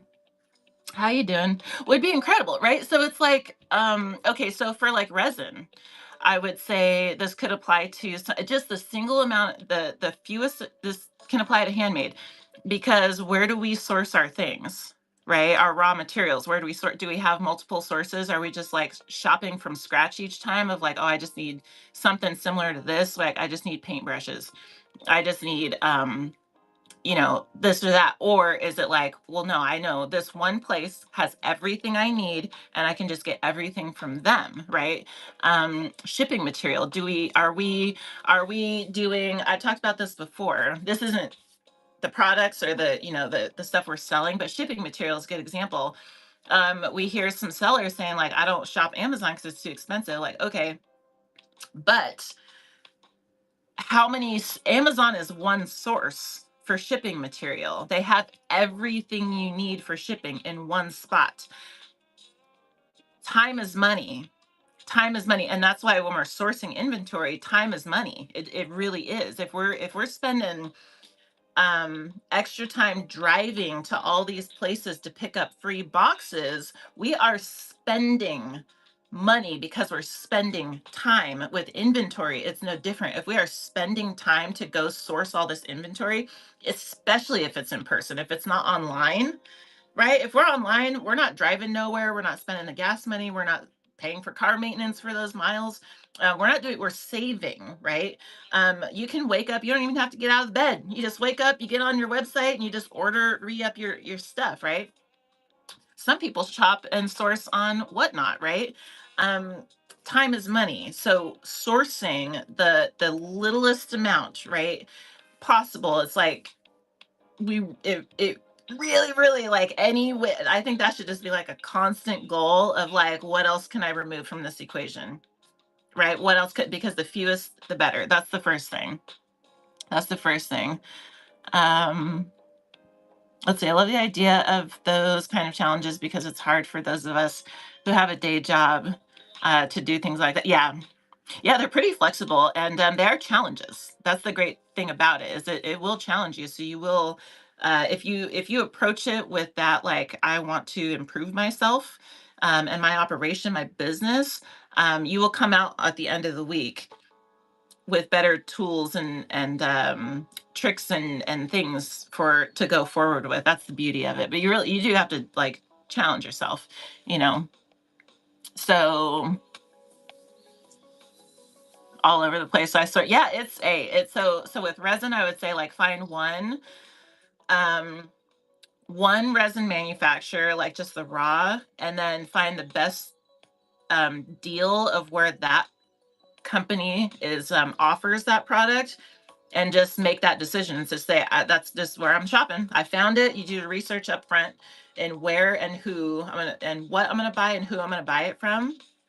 And then you make that decision one time, you invest that research time up front, and then you never have to spend any more time going forward on. Sometimes when we start changing up our sourcing, we get different results too, right? If I buy boxes from this person A, and then next time I buy boxes from person B because they're like 5 cents less, maybe the quality sucks with those, right? Find some that you like and just stick with it, because that opens up, you don't have to make decisions. You just say reorder, and then it opens up bandwidth for you to focus on other things, right? And so, like, time is money. It just really is. Strategy is figured out. Is figuring out what not to do. Thank you, Dee. I forgot I had a quote up there. And this is just, that's the perfect timing too. Thank you, Dee. You guys, the quote for the day. Dee just said it. Strategy is figuring out what not to do. Okay. So as we're going through, we all deal with the burnout. We all deal with the mistakes. We all visit all these things that we're like, dude, this right here sucks. I don't want to deal with that again. I don't want to ship 200 items after a show. I don't want to source from this person again because these items, half of it was trash. I don't want to this, that, or the other. We learn and then we adapt, and then that really is that's what builds our strategy. When I saw that quote and I was like, the more I think about it, they're not wrong. They're not wrong. That is how you build a strategy. You just go more of this, less of that, and this looks better, right? So we look at, where am I wasting the most amount of time? Which products, we're talking inventory, which products are not selling? How much time am I actually spending getting these things, listing these things, whatever, shipping these things, right? When we're sourcing, this is another thing, is have shipping in mind, packaging and shipping in mind. For efficiency, because this is our inventory. It's not just a matter of what this the you know if we have, let me see, if we have 2 items we find at the thrift for $5, and we go, okay, I'm going to resell these for 20 a piece, right? And they both sell for 20 a piece, and you're like, heck yeah, that's the simple math that I use, and that makes me happy, and that is what I'm going to go with. Okay. But what if product A takes 5 minutes to package and ship, and product B takes 30 minutes to package and ship, right? It's not just the price point, and it's not just the margin right there. It's how long does it take this stuff to ship? Because anyone who has shipped, I don't ship glass. I don't ship glass. That's not in my repertoire. But anyone who's shipped glass probably knows resin might be the same. The packaging game is totally different. The extra cost of materials to protect the item, the extra time it takes to make sure that thing is safe, way different than if you're putting a pair of socks in a bag, or a t-shirt in a bag and shipping it. Like, yeah, you're going to make sure it's like presentable and protected and all this kind of stuff, but the attention and extra materials and care and time that you have to put into it is simply different, right? And so having that in mind when we're choosing our inventory is magical, right? Makes a difference. We just preparing for future us, for shipping us to be set up for success. Adina, hello, how you doing? Can it be beneficial? PSEN. Sorry, which thing?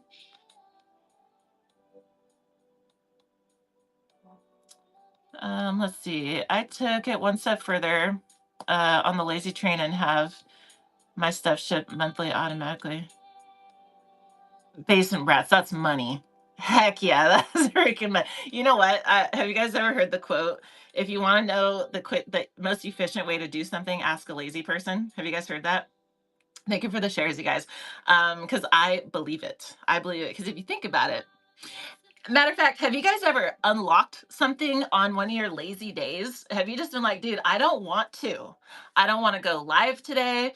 I don't want to sell anything today. I don't want to do a YouTube video today. I don't want to do content creation. I don't want to set up this stuff. I don't want to do. But if you're like, no, I have to do it, right? That's why consistency challenges are good for us.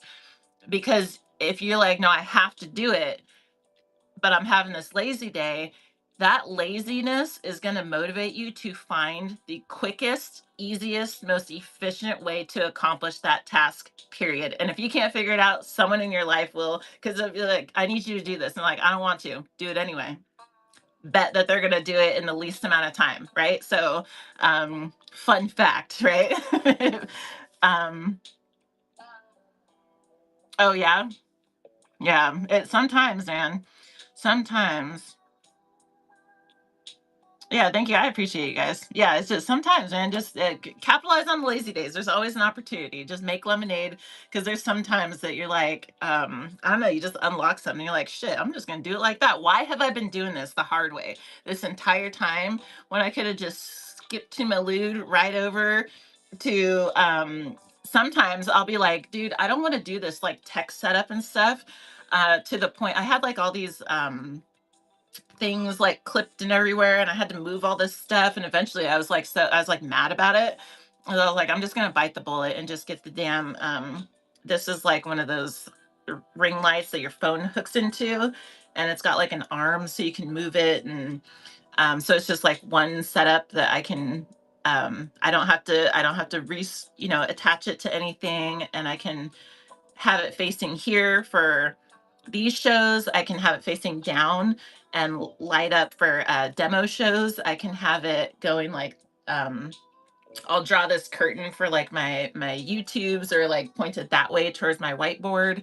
And when I'm doing my resell, it comes over here, and so it's like sees my other inventory. One thing, right? So sometimes like you just get mad and then you get motivated, and you're like, I should have just been doing that like 6 months ago or something. Just anyway, I digress. How often do you think you should analyze your sourcing strategy? Oh, daily. Daily. Well, okay. I shouldn't say daily. Every time the motivation sparks, I would say pause and just look at it. And just look at it. So anytime if you're dealing with your inventory and you're just like, this is annoying, right? Or this makes me mad, or this is frustrating, that's the cue to just like pause and like, is there a way that I can fix this? Or is there something I can do to improve this part of my process? It should get to the point of like tweaking little things over time. It should get to the point where you just like, just enjoy the process, right? It all kind of works for you when you're like shipping and you're like, dude, I just had an hour show and it just took me 4 hours to ship that show. That's the time to pause and just go, how can I not do that again? Again, going back to the quote, strategy is figuring out what not to do. Like anything that you're like, I don't want to do this again. That's what builds your strategy. So I ship glass, but I sure like shipping linens. Yeah, I believe you, Barbara. 101 shares. Holy cow. Eliza, thank you. And thank you guys all for sharing. I feel special. Thank you, thank you. That's the most shared. That's a record for sure. For sure, that is a record. Finally cleared out my living room, but I postponed a show to do it. But here's the thing, I feel away. Sometimes you have to. Sometimes you have to. Pause on all operations and just tackle something that will set you up for success. Like if it's a death pile, if it's just like your bins aren't labeled and you don't know what the hell's what, if it's costing you time, it's worth it to just pause and handle the things. I think that's in here too. Yeah, that's in the next one for storage. So either case, there was one more kind of alluded to, but for sourcing, that's basically the things is that aspiring for the fewest amount of sources, as close to one as possible. I know it sounds really hard, but like the time, the time, um, the packaging and shipping in mind with our inventory, right? Because it's going to take time on the back end. And then the easiest and least amount of time to acquire. So this ties into the fewest. But if it just, especially if we're sourcing in person, just like, is it easy?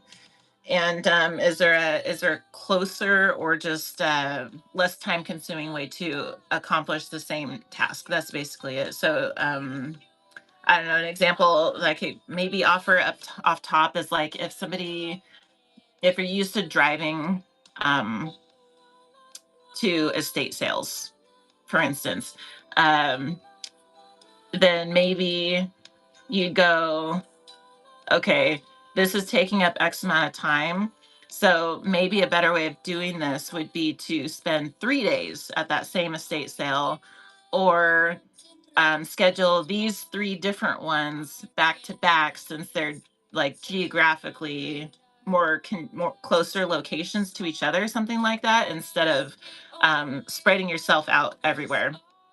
I guess the main thing, but just like really factoring it in, because if we spend an hour, 2 hours round trip in our car to get to a location, like we have to account for that time. Like we do this funny thing where we just pick and choose what factors into our time that we have to pay for in like our accounting, right? So we'll say,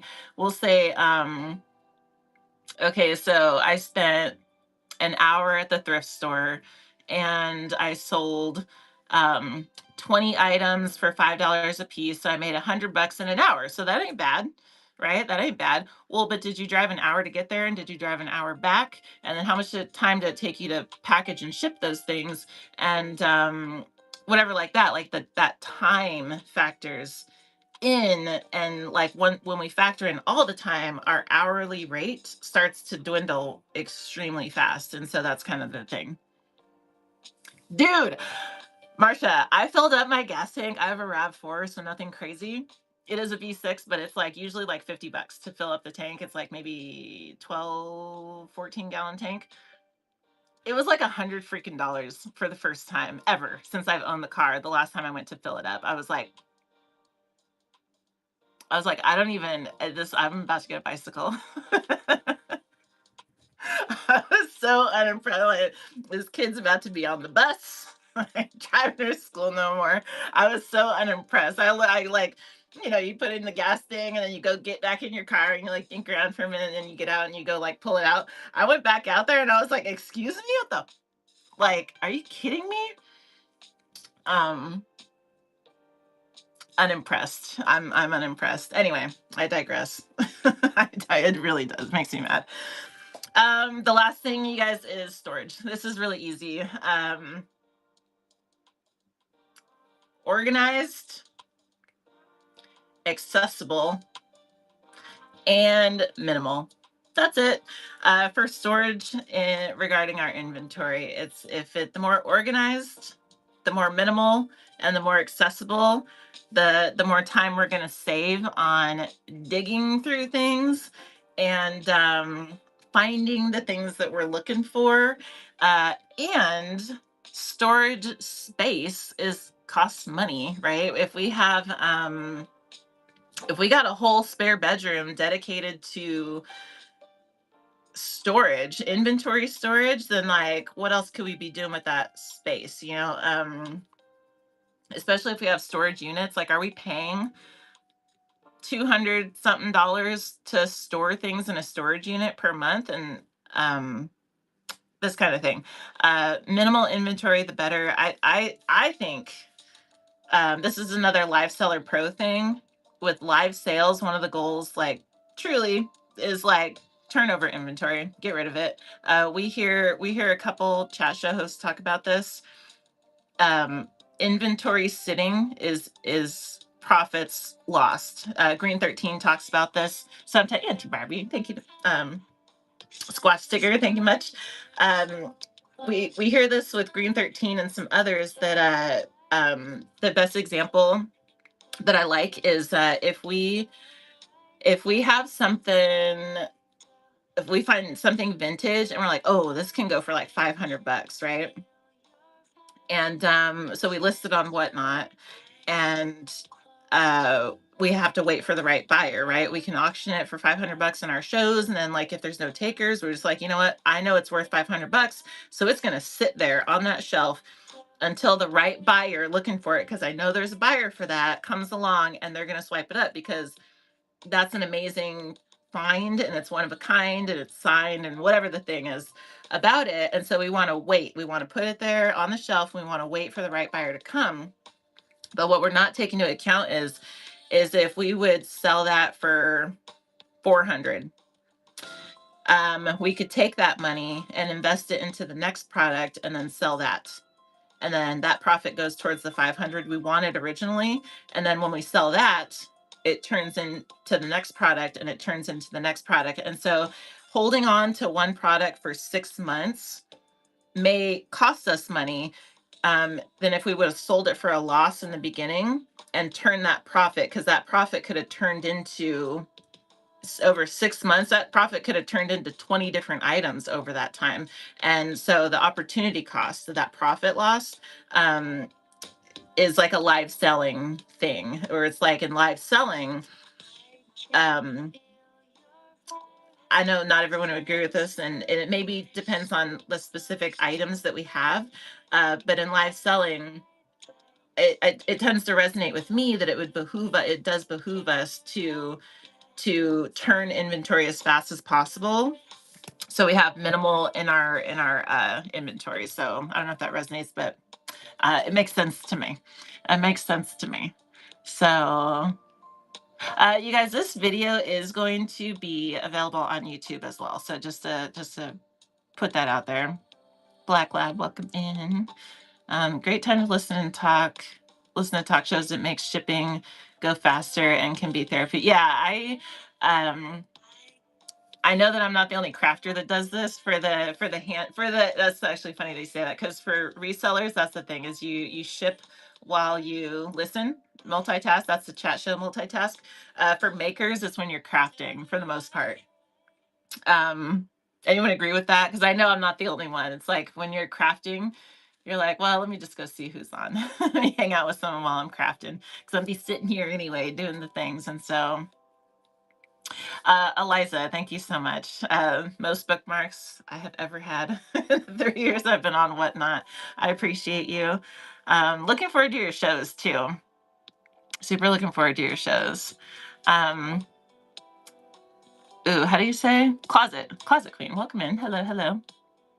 And while working the new podcast, it really is. That's me all night, you guys. If you're live after 4 p.m.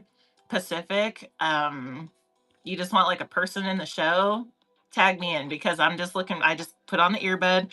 I can't be like active in chats typically unless I'm on lunch break. And even then, usually I'm doing stuff, but just for like another person in the room. And I do listen. I'll just sit there in incognito most of the time, but I'll be all up in Whatnot. So, all right. You guys, we made it all the way through. We made it all the way through. I do have some other updates. But that was basically the shoot for inventory. I'll probably do a TLDR. Oh, shoot, things about to die. I'll probably do a TLDR in like a short-ish long form video on the YouTube for those coming in like later also, but otherwise the whole 2 hours ish will be on there. And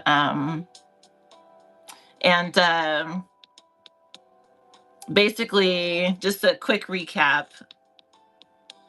Our products, our sourcing, and our storage.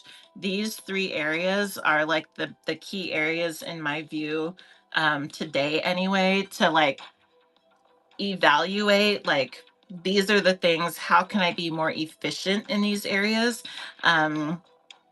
And what could I do differently to make my life easier? Like, especially when it comes to saving time. But sometimes it just takes like trying something different, right? Like we might think, we all have bias. So we might think that our inventory, like people like what we like.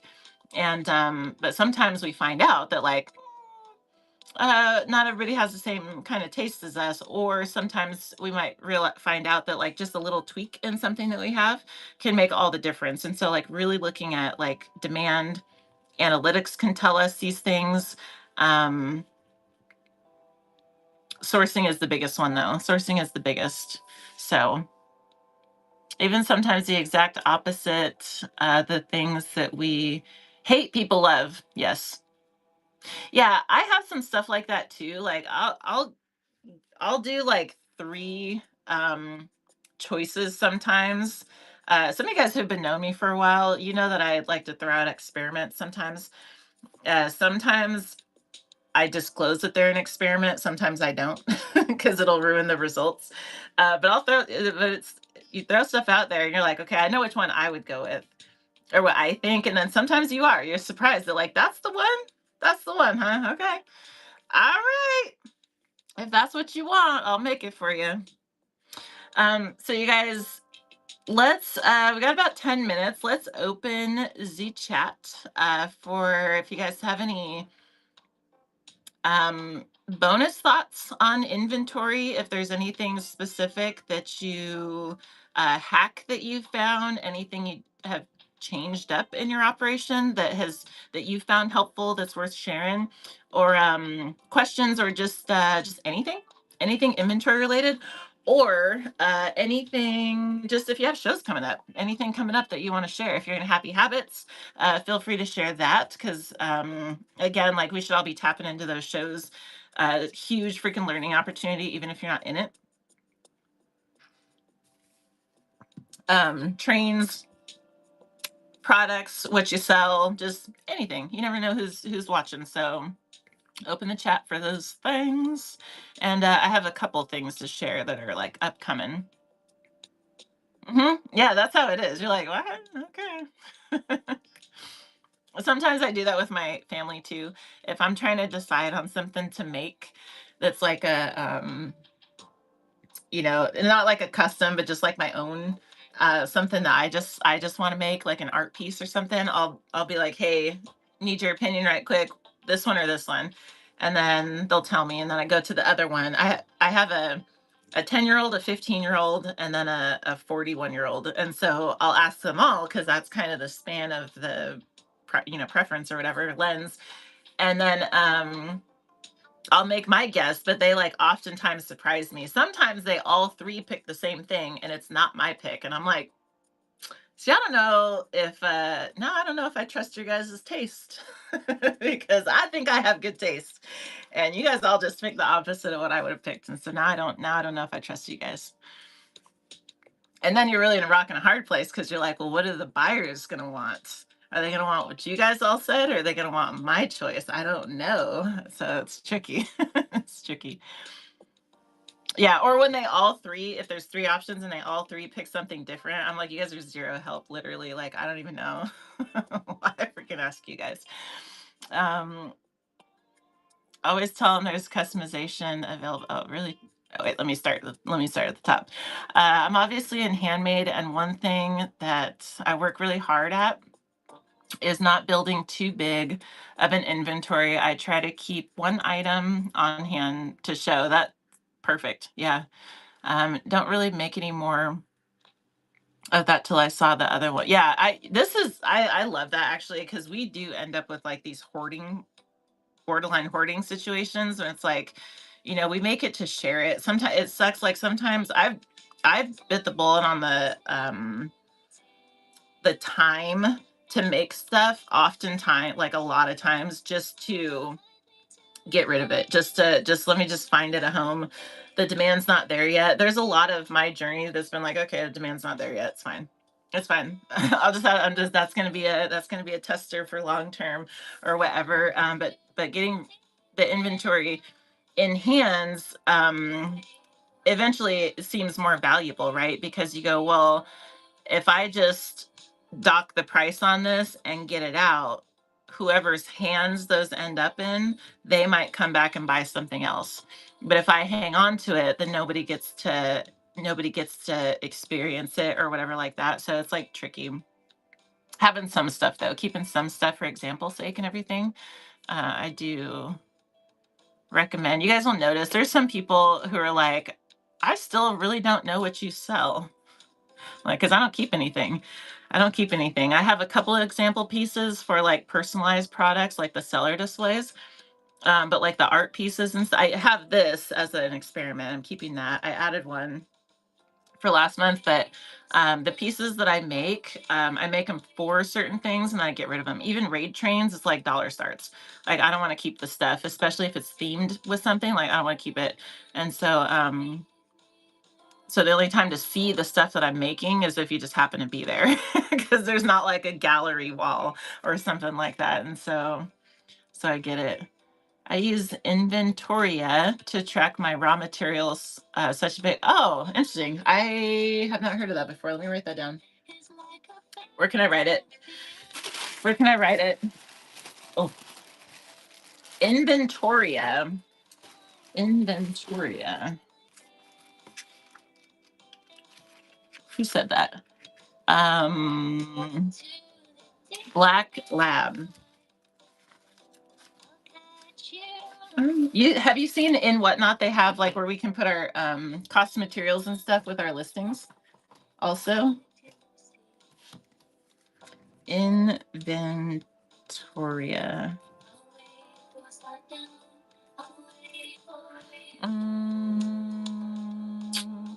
Candles. Let's see here. Them jeans are for real though. I feel like I'm the adopted one in my family sometimes. I'm like, I don't know. I don't understand none of you people. We just live together. I don't know. We just like coexist. So I'm like, I don't understand not a single one of you. To be fair, like they're all like October. One's like barely out of the cusp. And then I'm on like the polar opposite in April. And so I've always felt like I'm like a Taurus Aries cusp. Always, for whatever reason, I'm always surrounded by Libras and like fall babies. And so I always feel like you guys are just like speaking Greek. Like you're totally foreign to me. Like I don't understand you. You don't understand me. Somehow we freaking love each other. And so we just like make it work, but like we're not the same. We're not the same at all. But anyway. I make candles and wax melts. Hey, we're gonna be Artisan Alley is going to be going that way at some point this year. I'm pretty sure. I don't know if it's going to be under wax or if it's going to be under like home decor or something like that. But you guys are over there making some really cool stuff. Really cool stuff. I am a fan. I have to keep several each because I can only make more on weekends. Fair, Dark Harleen Joker, welcome in. With Faye West Designs, bookmark the Handmade Hub, where we're gonna be talking about arts and handmade, you guys, for about an hour or so, I think. Is that this Monday already? This Monday, you guys. There's a raid show set up here. So this is thank you for sharing that. This is a interview kind of sesh to talk about arts and handmade that Faye West was doing for a while and then just is bringing it back. And so if you guys are unfamiliar with that, there's going to be a monthly interview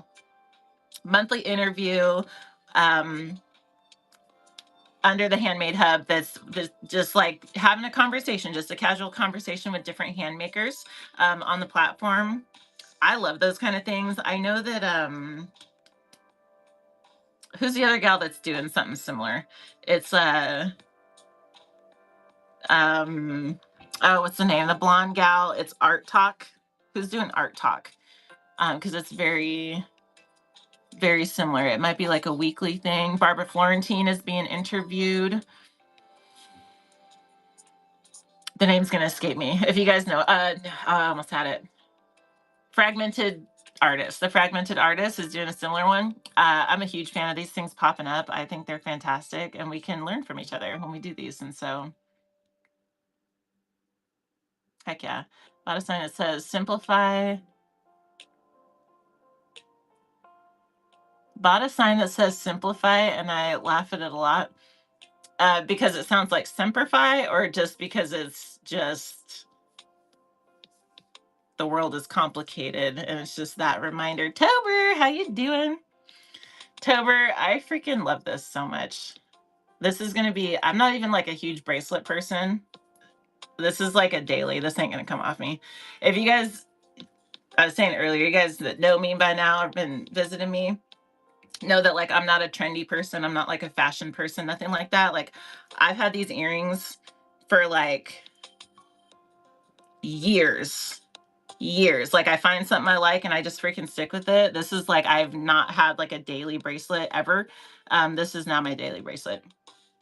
You're gonna be hard pressed to see me without it. I freaking love it. And the little card that came with it, I was like, dude, Tober's low-key got my number on her makes. You guys, if anybody hasn't bought from Tober, matter of fact,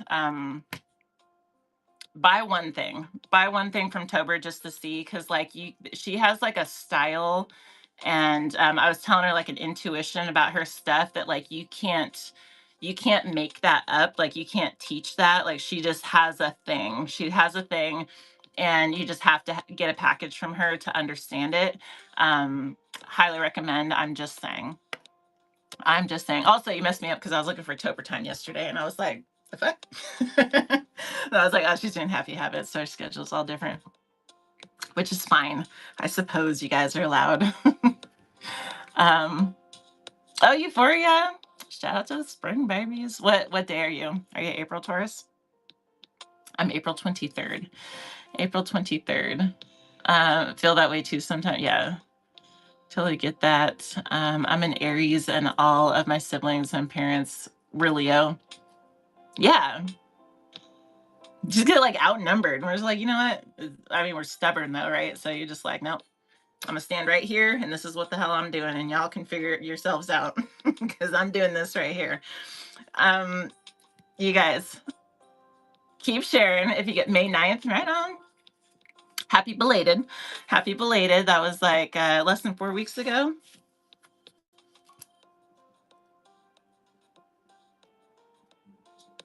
I freaking adore you. Thank you. I'm gonna try to go for the longevity. Shall see, because it will be like, I'm serious. You guys will notice like same earrings, same hairstyle. These are a TLC Mama Bear. I have one necklace from Maple, and then otherwise it's these, which has like her original art on them. If anybody hasn't seen them, they're freaking dope. I don't do rings. And my clothes are like jeans, Razorback tank tops, and hoodies, and like that's just it. That's really just it. Like I might get like a flannel or a tie-dye over the top, and like just simplify. Simplify. Just keep it simple and just worry about other stuff. That's kind of how I go. That said, any like clothing folks that happen to be listening, I will wear anything. I just don't buy anything because I'm kind of lazy, and I'm just like kind of just super basic. But if you send me stuff, I'll definitely wear it. I'll be a free advertisement and poster board because I don't care what I wear. For the most part, I'm just saying. Anyway, so let me tell you guys a couple of things coming up. Feel free to keep dropping if you guys have some stuff, especially if you're in Happy Habits. Feel free to drop those emojis so folks know to come see what you're testing out, and all the things for your challenges this week. Tober's doing Happy Habits. Let's see. I forget what they all are. I know today is Tested Out Tuesday. Just tap into all the shows. It goes through Sunday, and it's really good stuff. The quick shares, I'll just run through the list like real quick, and then we're gonna hop off so I can do my YouTube video with the TLDR if anyone wants to catch that. So let's see. Artisan Creative Train is coming up. Artisan Creative Train is coming up. Which day, Tamika? Which day? Let me minimize that bad boy. Yeah, Monday. Okay, so this coming Monday, please do visit for the Handmade Hub. I have a raid show scheduled for over there, and like I say, this is the first one to like kick it back off. And it's just a handmade chat. You guys, we got to learn from each other. The more you guys know, I'm a huge fan of collaboration. I think that collaboration is key to a lot of like our growth in general, individually and as a category. And this is a good spot to be. It's going to be monthly. So if you want to bookmark Monday, the Handmade Hub, we're going to raid over there. If nothing else, for a reminder, just so you know to like tap into that here and there. That's with Faye West Design. And then Tam's Creative Journeys Artisan Creative Train. That's the 30-minute demo train. That's coming up Monday as well. Tober's train, Tober, Lost Mermaid gifts, and then the Sassy Goat as mod are doing It's All Greek to Me. I think that's on a Thursday. No, yes, on a Thursday next week. And you guys, I'm just gonna say, I saw the lineup, and Okay, if you can imagine, like, it's all Greek to me is basically the theme. And so that between that and the lineup, I'm just saying I expect and how the group chat has looked so far, I'm expecting wholly expecting like shenanigans to some degree. And so I think that is worth tapping into, and I think that's gonna be a good time. Just saying. So there's that. And let me see what else we have written down here. 611. Yeah, it's gonna be funny. It's gonna be funny. Fun fact, I never take the opening spot. Um, I've only taken the opening spot one other time, and it was the same situation where it was the last and only spot available. Um, Otherwise, I'm like, I like to watch the train for a little bit. So I was like, oh no. So I'm gonna try to not derail it out the gate. I'm gonna really try to come up with something random. That said, we might desash a little bit. I have these like my makes have evolved and my wood burning has evolved over time, and I have these like whole things. I guess I could show a little bit. I have these whole things of like wood burnings that I've just made over. I don't know if you can really see these. I'm not gonna really do it justice, but I have like these. You can see how many are here. I have two of these of wood burnings that I just like. I don't know what to do with them, so they might show up. Um, they might show up Thursday. Look, there's an elk hidden in here. I think that's super cool. Yeah, that's upright. There's an elk hidden in there. That was like that was one of the first designs I actually made. There's just like it's just super random. There's some Star Wars, there's some football, there's some random memes, there's some crypto stuff.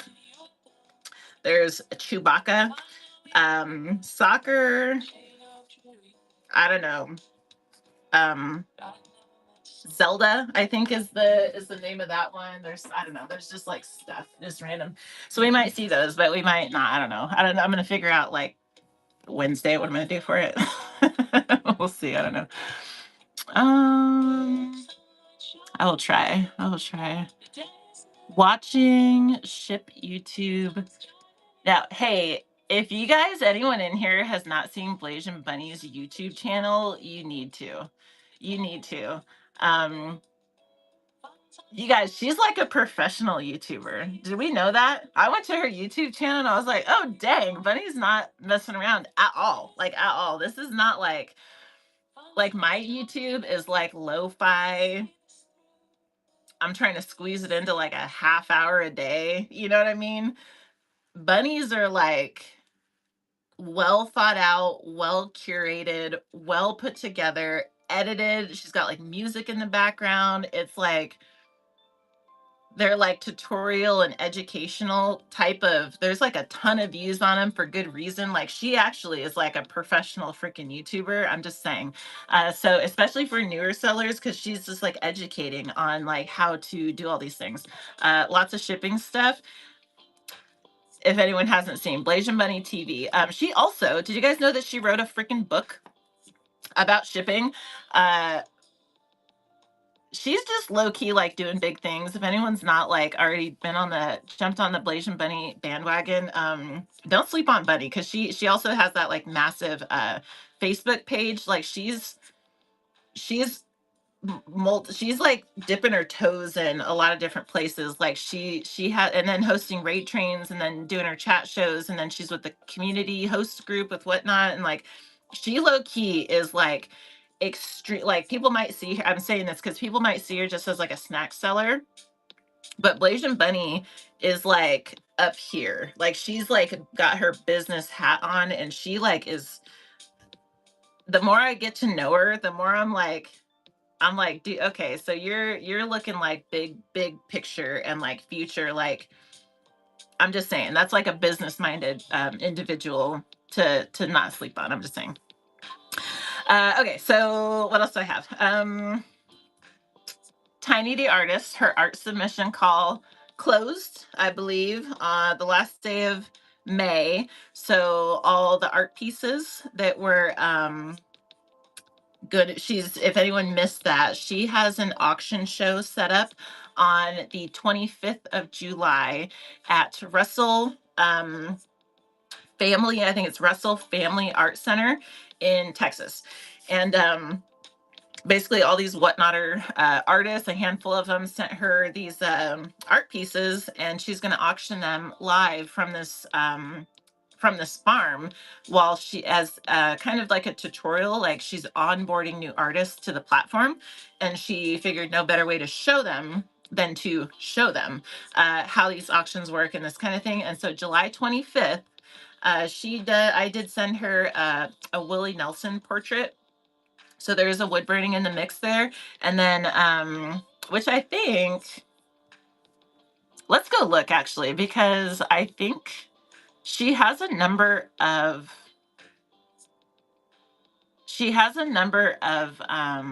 items listed for pre-bid.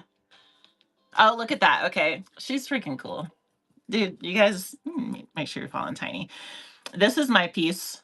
This is in her July 25th show. So this is everything starting at $1 for pre-bid. This is, I forget the dimensions of it. It's probably a, I guess I can show it like that. It's probably a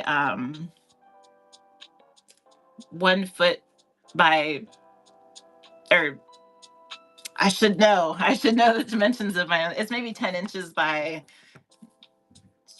12 inches or something like that. But either case,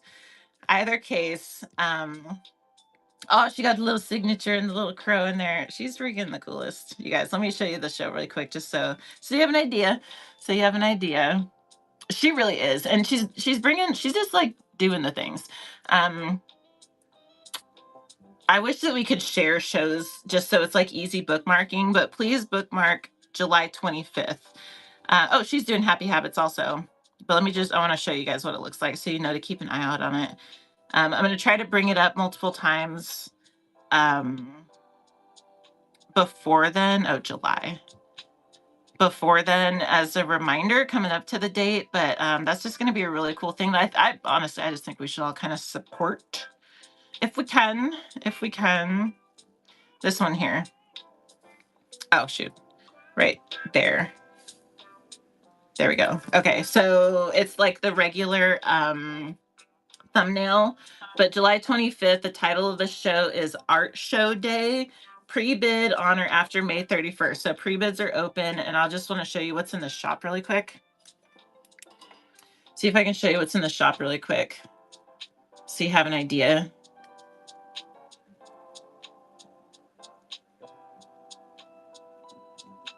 Oh, the photos are loading still. Some of them are okay, so I'll show you the ones that are in here so far. $1 starts on Whatnot artwork. That the proceeds go to the farm. So there's the Willie piece, and then you can see there's like pieces with no photo. I'm assuming those are ones that are en route to her. So total, there's like 20 items in here that are going to be from artists. And if I can share, I know Retro Alley's in there. Adam Shop. I don't know if it'd be really efficient for me to go through all the names, but July 25th, go and have, I see someone else is in there. Yeah, go have and look at those shows because that's good stuff. And let me see what else. I think I got like 2 more things, and then that's about it. Hello. So what else was there? The Tiny the Artist thing, July 25th. Oh, okay, yeah, 2 more things. The first is, what is the 3rd? Is today the 2nd? Tomorrow there's a raid show set up to raid over into Moody Virgo Arts, having a handmade market chat. So she is going to be hosting chat shows every 2 weeks or so for like info and Q&A sessions and updates regarding the market. And so I guess technically this is the 2nd one, but there's one scheduled for tomorrow, 11 a.m. Pacific, and we're going to raid over there and check in and see what she's got for us, because like technically we're in the summer now. So as of now, that she's the new point of contact for the market, and I think it's awesome that she's doing chat shows to help keep us in the loop. And then she's also incorporating D-stash days for supplies on Saturdays. I think the second and fourth Saturday of the month. So if interested in that, bookmark tomorrow for the reminder, or just bookmark directly with Moody Virgo Arts. And then the last thing is a reminder. I'm going to keep bringing this up. Artisan Alley August lies on National Thrift Shop Day. And so Lilac Bloom and I decided that we wanted to put together a showcase for the thrift shop cards that are like art series cards. Like this. There's going to be a glare on this. This is Tiny to Artist. This was her original art, and she had it made into like an actual thrift shop card. And any artist can do this. And so they take about a month turnaround from when you order them. But for Artisan Alley in August, which is the third Monday, we want to showcase artists that have these cards. And so I want to put it out there in case anyone's been on the fence about getting one or didn't know that these were a thing and now maybe want one, to start working on it now so you can join us in that showcase. So I think it'll be cool to bring a spotlight to artists on the platform, and then kind of incorporate Darren's network into our space a little bit. So artist series, they get their own numbers. There's only 19 of these so far, whereas there's like 500 of the other thrift shop cards. And so there's an opportunity there. So that's what I got. You guys. I'll share the quote one more time, but otherwise, I think we've done it. We talked inventory. We got the thing multicasted on YouTube's, and I am gonna do a TLDR. Try to do like a TLDR if just for the inventory too. So the quote, you guys, and then we're probably gonna rate into happy habits. If you guys see anybody on, feel free to call them out. But just to leave with the quote again, it is that strategy is figuring out what not to do. That is what strategy is. It resonated. And so that's what we're saying. That's what we're calling the word. So let's see.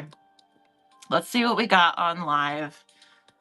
Seller support show, unemployed seller support. I don't know about that. Yeah, nothing there. So we're gonna look for happy habits. Ooh, that'll work. Well, thank you. Okay. Let me type good. East Texas girl, welcome in. You're coming in right as we're about to raid. Closet queen, thank you.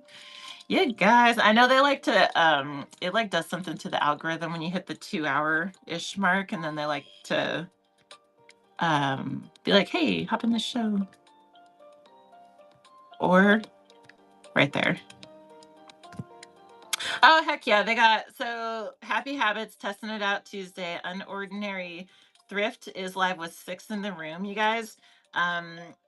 This makes me happy because we can see exactly what we're talking about. I do seriously strongly recommend like tapping into these shows because it's only for the week and each day is only the theme for that day, right? And so if you want to see people testing out different stuff, like today's the day to do it. And so it's not going to be, the opportunity is going to be gone next week to see all the experiments and get the inspiration and stuff.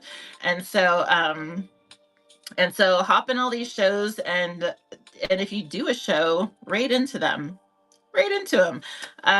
Support the cause, right? So 6 in the room if you want to hang out and check it out. Hang tight a minute. If not, now's the time to hop off.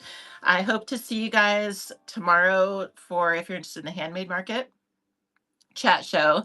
Thursday, we're going to be selling some personalized sellers displays, for wood burnings. Friday, demo And then circling over to Monday, we have the actually Saturday, we might be co-hosting with Simply Smart Shopping. Simply Smart Shopping, because Saturday is the Happy Habits, like you bring someone interview basically, co-host with someone. And otherwise we're back at it Monday with some raid trains and some interviews. So, and then back here Tuesday, of course. And so for now, I love you guys. Thank you for hanging out with me on this Tuesday. And purple hearts in the chat when we get there. Just let her know that there's some like handmade friends in the house. I'll see you over there. I love you. Bye.